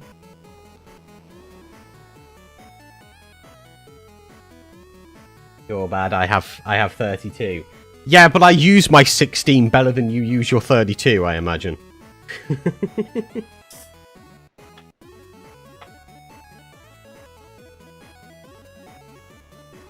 RAM is one of those things, guys. It's the same with anything computer related. You make sure that you utilize it. I'm sure that Garby does. I'm just giving him a hard time, but I'm sure that he does.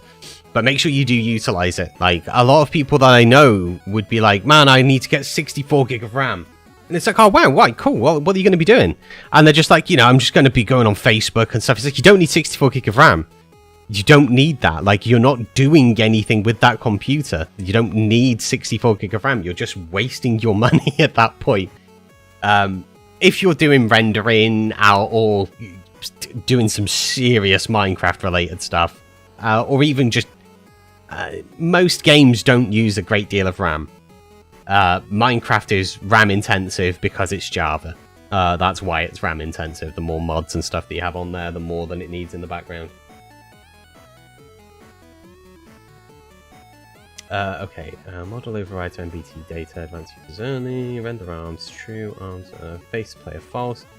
Until right, yeah, I think this isn't the section I want to be in. I think it's the other carry-on part.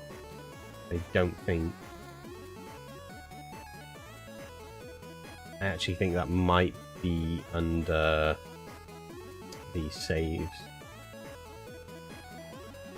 Yes, it's probably in here.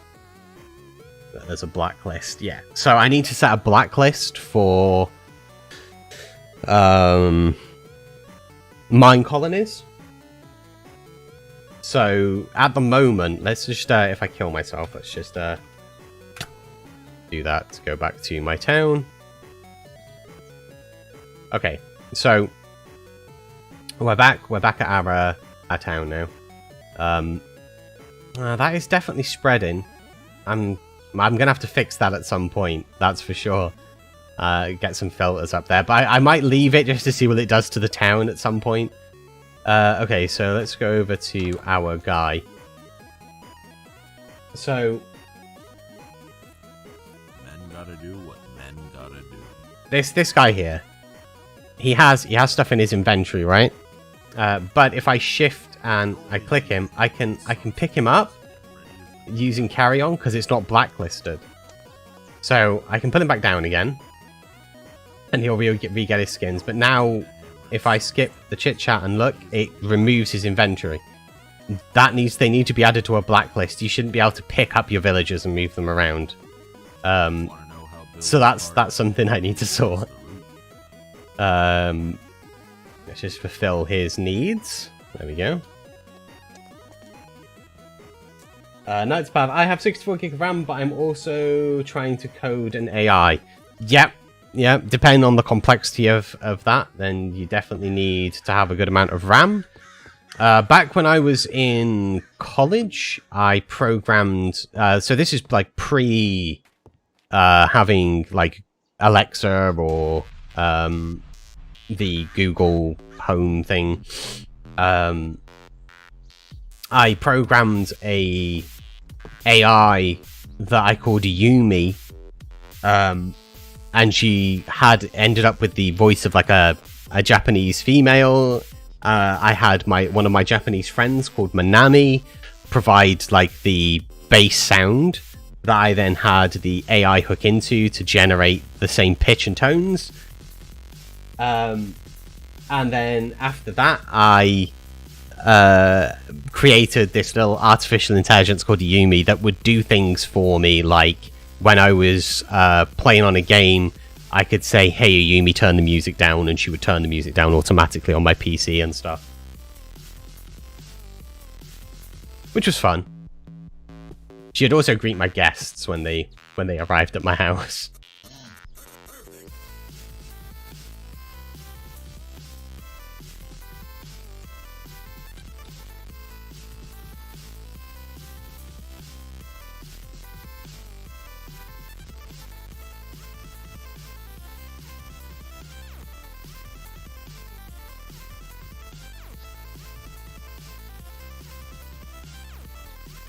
Kuski asked, what major did you study? Is that 𝗘𝗡𝗜𝗚𝗏, Knight's Path, or me? Well, I'm going to guess it's Knight's Path, because he's talking about programming AI. Let's practice Python. Still learning. Oh, I see, Knight, you've piqued Yeppy's interest now. He's going to go on about garbage collection, which in Java is horrible. Java has one of the worst garbage collectors. Me. I actually studied computer game design and development. But my main focus was on design, not development. I was never particularly very good at coding. So I ended up doing computer game design more than the development side. So I did a lot of things like animation, game design, doing things like utilize modeling languages for writing games to make seemingly non-linear stories. So it had like all games have a linear story. Like anything that feels like freedom of will and freedom of choice is something that is coded into like it's planned out, and then based on that they kind of figure out all the directions. The most impressive game to me because of that is actually a game called Divinity Original Sin 2. 1 is just as impressive, but Divinity Original Sin 2, the choices that they have put in there, I would love to look at what UML that they use to plan, because that must have been an intense amount of planning to think about all of those things, because it's developed by a company called Larian Studios, which I believe are Lithuanian? They're one of the more Eastern European countries, but I can't remember which one. There might even be Poland. Everywhere's Eastern Europe from from England, right? Like, it's the most western point. The French don't like it if you refer to them as an Eastern European.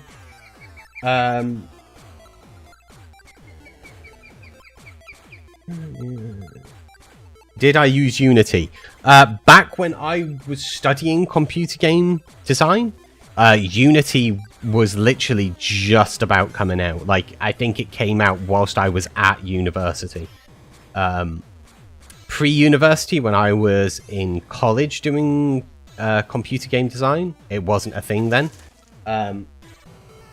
So a lot of the stuff that I did was done in the Unreal Engine using, what's their pipeline called? I don't remember what their pipeline's even called for their coding stuff. So back when I very firstly started coding, which was a long ass time ago, the very first language that I learnt that wasn't HTML or, you know, JavaScript or CSS or any of those, because they're not particularly languages. They are, but they're not the same. So the first one was ActionScript, which I don't know how many people here will even know ActionScript. I don't know if it doesn't get used anymore, but it's what Flash used, AS. It was based upon doing stuff in Java, so it had some similar code aspects to using Java. Yeah, I am pretty old, Kuski. Yeah, Unity wasn't a thing back then. So I did a load of programming in ActionScript when I very first started, and then from there I made stuff for the Unreal Engine, which was our primary focus, which essentially used C++, which is what most real games are made in. If you were to be looking at any sort of AAA title, you're looking at like GTA or anything like that, they're all going to be coded in C++. Or C#, but C# like the older.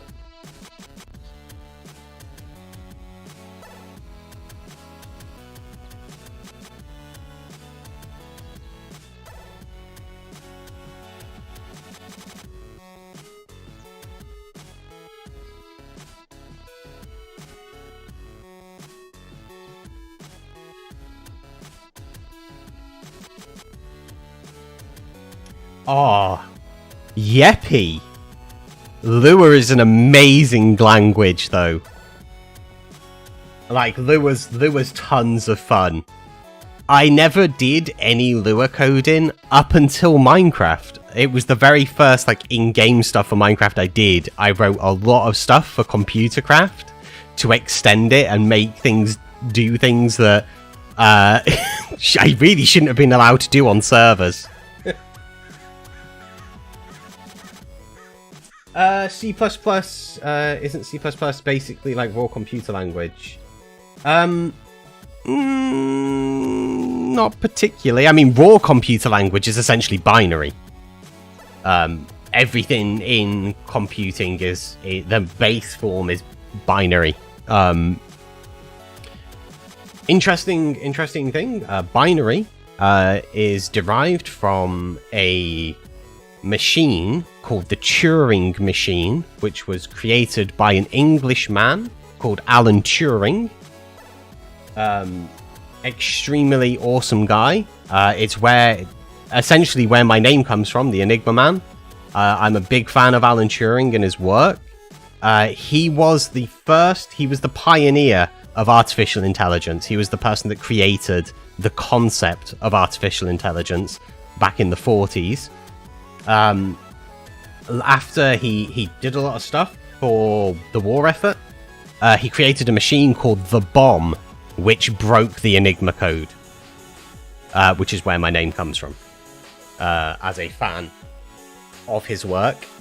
He also wrote a paper called the Chemical Metamorphosis of Animals, I think it is, which is an extremely great study, where he figured out the mathematical formula as to why animals change their patterns depending on where they are, as opposed to it just being, changing due to evolution. He figured out the chemical formula of why and how that occurs. He was a very intelligent man, who sadly died way too young. Way too young. A few of the people at Google have stated that the technology that we have today would be easily 40 to 50 years more advanced than what we have now if Alan Turing hadn't have died. A lot of the stuff that they have, a lot of the things that we lean on, uses the principles that man came up with. So yeah, extremely cool man. So if you're interested in artificial intelligence, I highly recommend that you look up Alan Turing, because he is essentially your mentor. Another interesting fact is Alan Turing. The reason he ended up killing himself was he was gay and he was chemically castrated, because at the time being gay was bad. And the whole purpose as to why he was creating artificial intelligence was he made a computer AI whilst he was he was lecturing at Manchester University. He wanted to make an artificial intelligence called Christopher, because one of his school friends when he was young, it was a boy called Christopher, and it was essentially Alan Turing's first love, and the kid died, I think it was from TB. So all of Alan Turing's artificial intelligence work was basically to try and recreate his friend.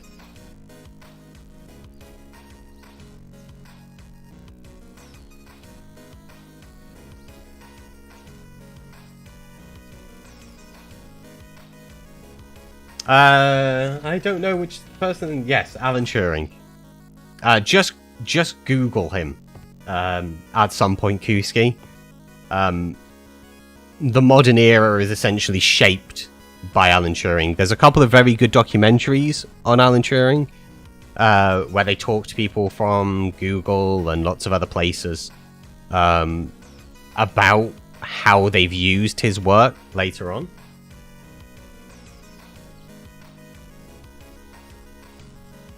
Yeah, it wasn't allowed. So, Alan Turing worked for MI5. He was part of a code-breaking team at Bletchley Park.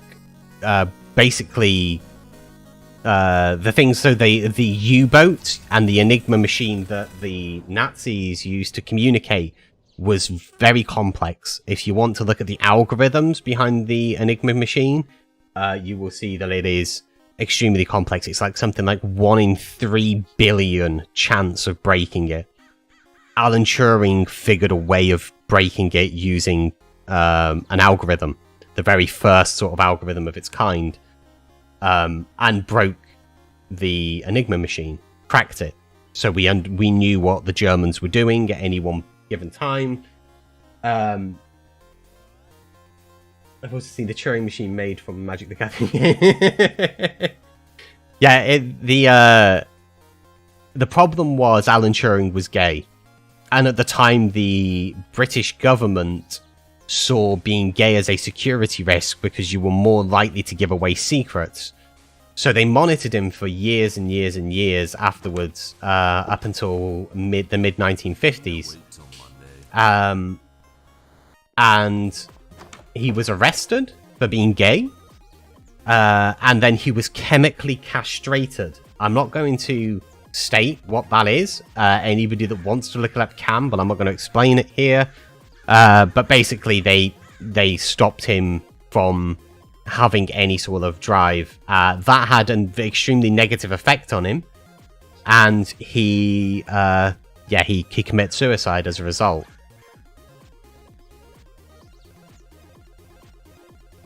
Choose one, cat or dog. Dog. Always dog. Be more dog.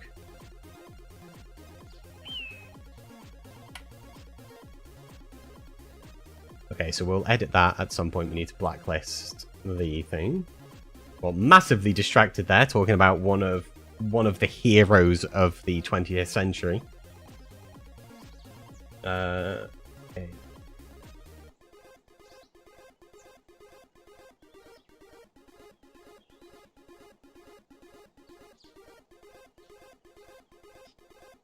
I choose go.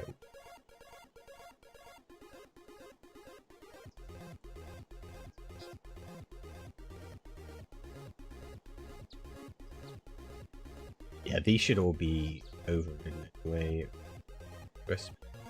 Tuning items. I might pull those out, maybe, but we'll see. That's going to need testing, so I'm going to write that down to be tested.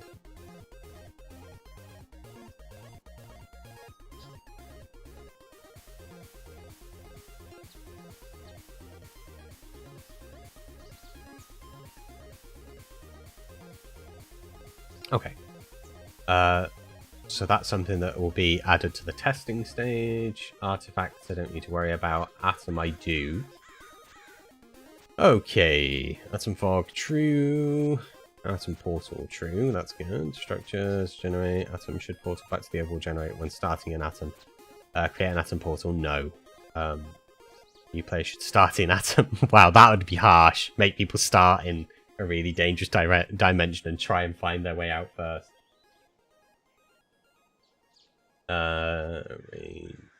Sandstorm fog. Transitions times world gen. Also chance 0 to stable 4. Shrub frequency set 0 to 1. Probability of mineshaft generating set to 0. So this is all for the atom dimension, which is essentially just like a giant desert that's kind of Salvador Dali inspired to a certain degree.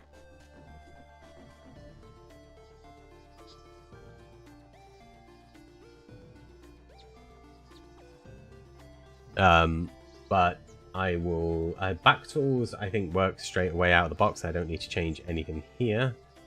There's nothing I want to disable. I don't want to set things for like specific, like things like a hoe. I think if you used a hoe, you might put it on your back. Bear Animals Plus is one that I do need to edit. Oh, I think that's in server. Yes, it is.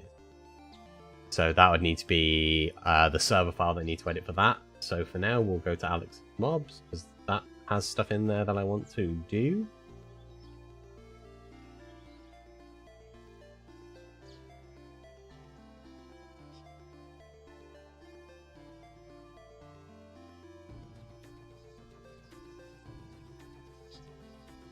Turn that to true for shader compatibility for those who end up playing with shaders.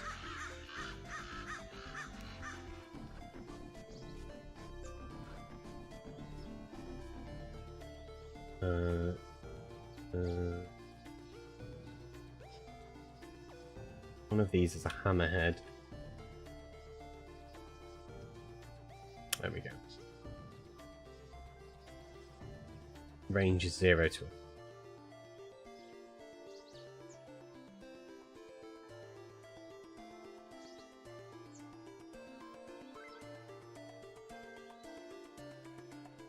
higher number is a lower chance. So this should actually spawn ordinarily. Let's check biomes for them.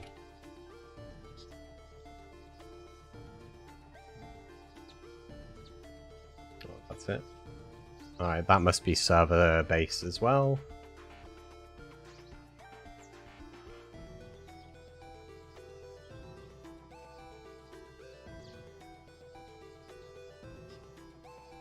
There are crows on the game. I could spawn a couple in, I guess. You can see what they look like. Crow. There we go. Of course, they're going to fly away from me, but you know. What are you going to do?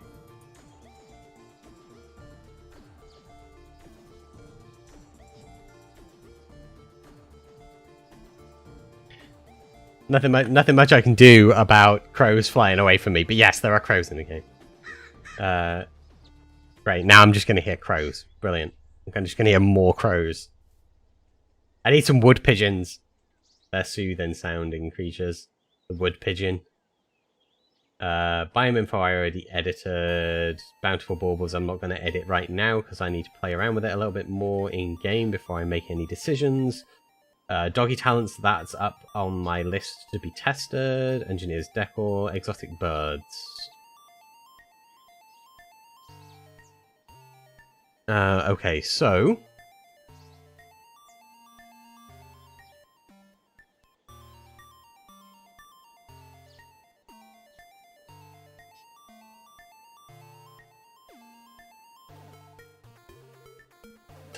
Had Enigma noises. Why do you make customer villagers who trade custom stuff? So the point of this isn't necessarily to have... These are custom villagers. They are all given jobs automatically. The idea of this is to create a colony. So there are regular vanilla villagers as well, but this is kind of like the point of this is to create a custom village.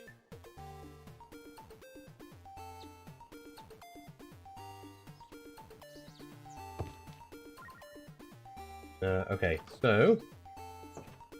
It's Civ in MC. Yeah, it's kind of like Age of Empires, Civ. It's that sort of vibe. You create a town hall, and then you'll get civilians that will turn up. They'll want to join your colony, and then you build like a builder's hut, and then do all of that sort of stuff. And then... I mean, the whole purpose of this, guys, the whole reason is for this stuff right here. That's what we're after. As soon as I get a plantation... to harvest these beautiful tea saplings, we'll have tea, and as far as I'm concerned, that's us winning the game.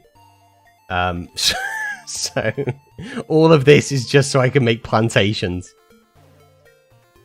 Okay, so go down here.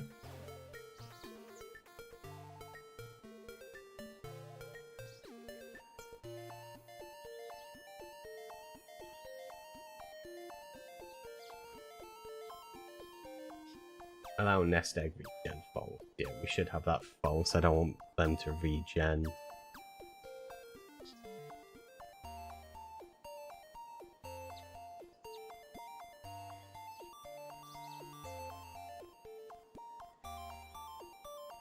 Allow other mobs to be caught by bird cages. I'm gonna say that's true, actually.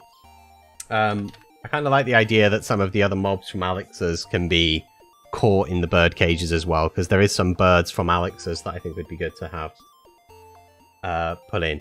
I'm editing the exotic birds mod to streamline it in with the other mods. So if I fly over here, generated on trees. I don't know if any of these trees will have any. One of them will, maybe. Although we might be in the wrong biome for them, to be honest. Ah, there's some. Generated in the world, there are birds' nests, and they have eggs inside. If we were to break the bird's nest, we will get a mystery egg that we need to identify. There are a bunch of different birds that you can... If I type in bird into here, there we go, the bird encyclopedia. There are tons and tons of different birds that you need to basically figure out, you can breed them, you can put them in cages, move them around and stuff like that. It's basically just bird watching. One of the other things that you can do, which is a small but fun thing, if I go to here and type in camera, there we go. I think that's the camera monitor, that's part of security craft. If I type in here, I can't remember what it's called, but so if I type in at camera, that's it, image frame.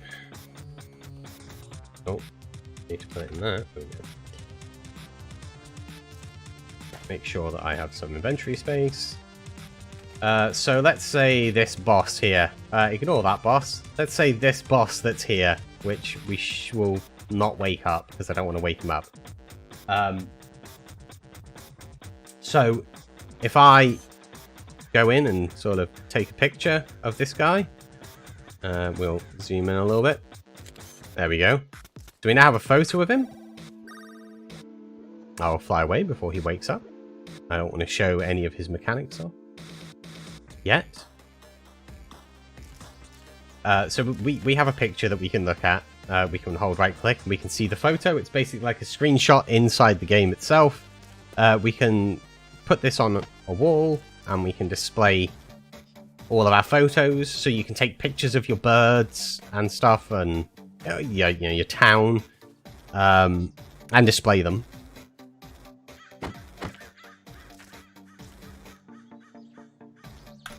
In my inventory.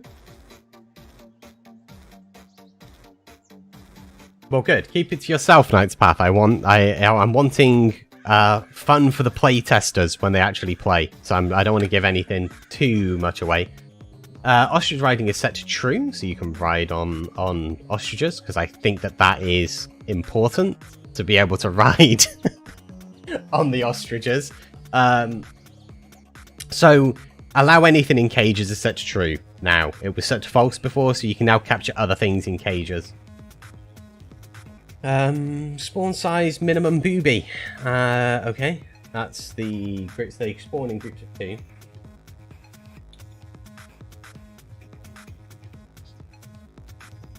Blacklist for biomes.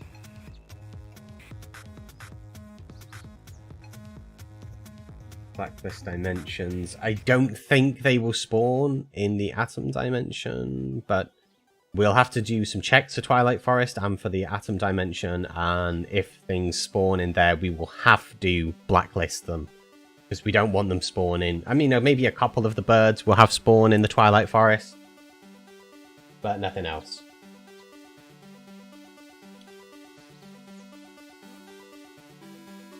Yes, there's item physics in the game. So let's grab a piece of andesite. If I hold a piece of andesite in my hand, I can throw it away. There we go. That was with a power of 1. If I hold Q down, I can throw it with up to a power of 6, so I can throw it much further.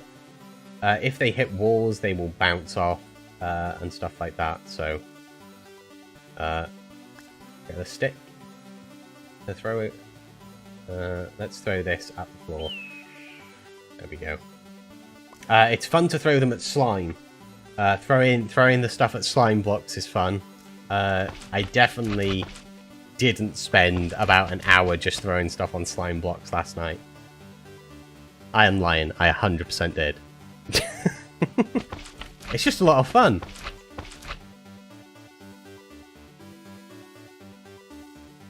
You have a nice time, Yippee. Thanks for watching. It's always a pleasure to have you join us here. Okay. Men gotta do what men gotta do. So the longer the higher the upgrade is naturally for each of these things, the longer it takes for him to do the upgrades. Even at the level that he's at, he can knock out like some of the lower level stuff pretty quickly now. But yeah, he's starting to struggle with the level 3 stuff. So tomorrow we may go into the Twilight Forest and also to Atom and check for birds, and from there, we will blacklist birds as we need to. I don't want birds' nests and birds spawning in the atom dimension. So we'll probably sort that tomorrow.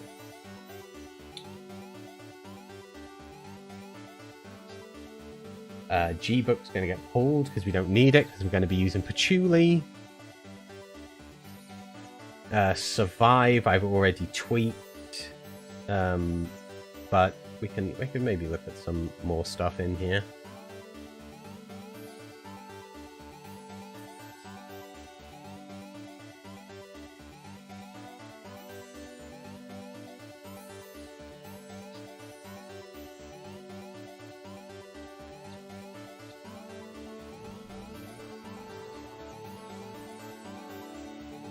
Our hunger and our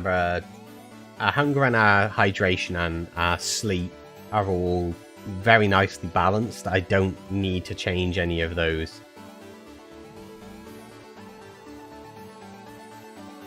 Yeah, the hygiene is beta at the moment. That won't be getting turned on.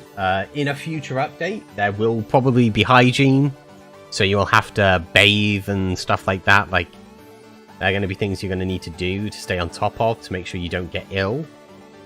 But for now, because it's in beta, I'm not going to be running it, not even for testing, because it's buggy and I don't want to cause any corruptions to any other files or worlds. This mod here, Torch Slab, this is one of my favorite things. If I just land down here, we get a slab, we get a torch.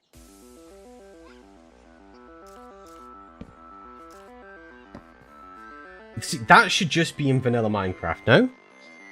Should that not just be in vanilla Minecraft, that you can just put a torch on a slab? That it doesn't have to be a full block to be able to put a torch on it? Like, it's just... it just makes sense.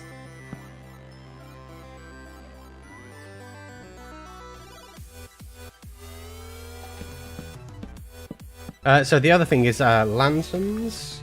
You can hang off of half slabs. So that's an upper half slab. So if I put a thing up there, like, it won't destroy that one because that's the top bit. So we can put... I don't know if I can put a thing underneath there, right? Let's just see if we can put... No, that takes up the space.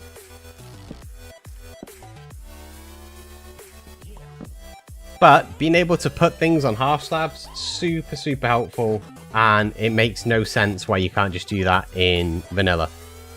You can put it on the side of stairs, if I remember correctly. Yeah, there you go.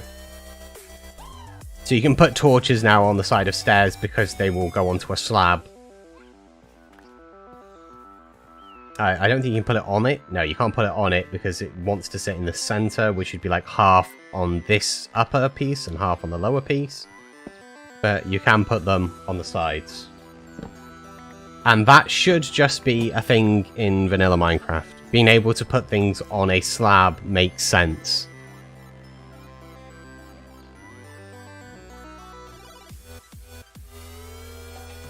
There we go, put those away.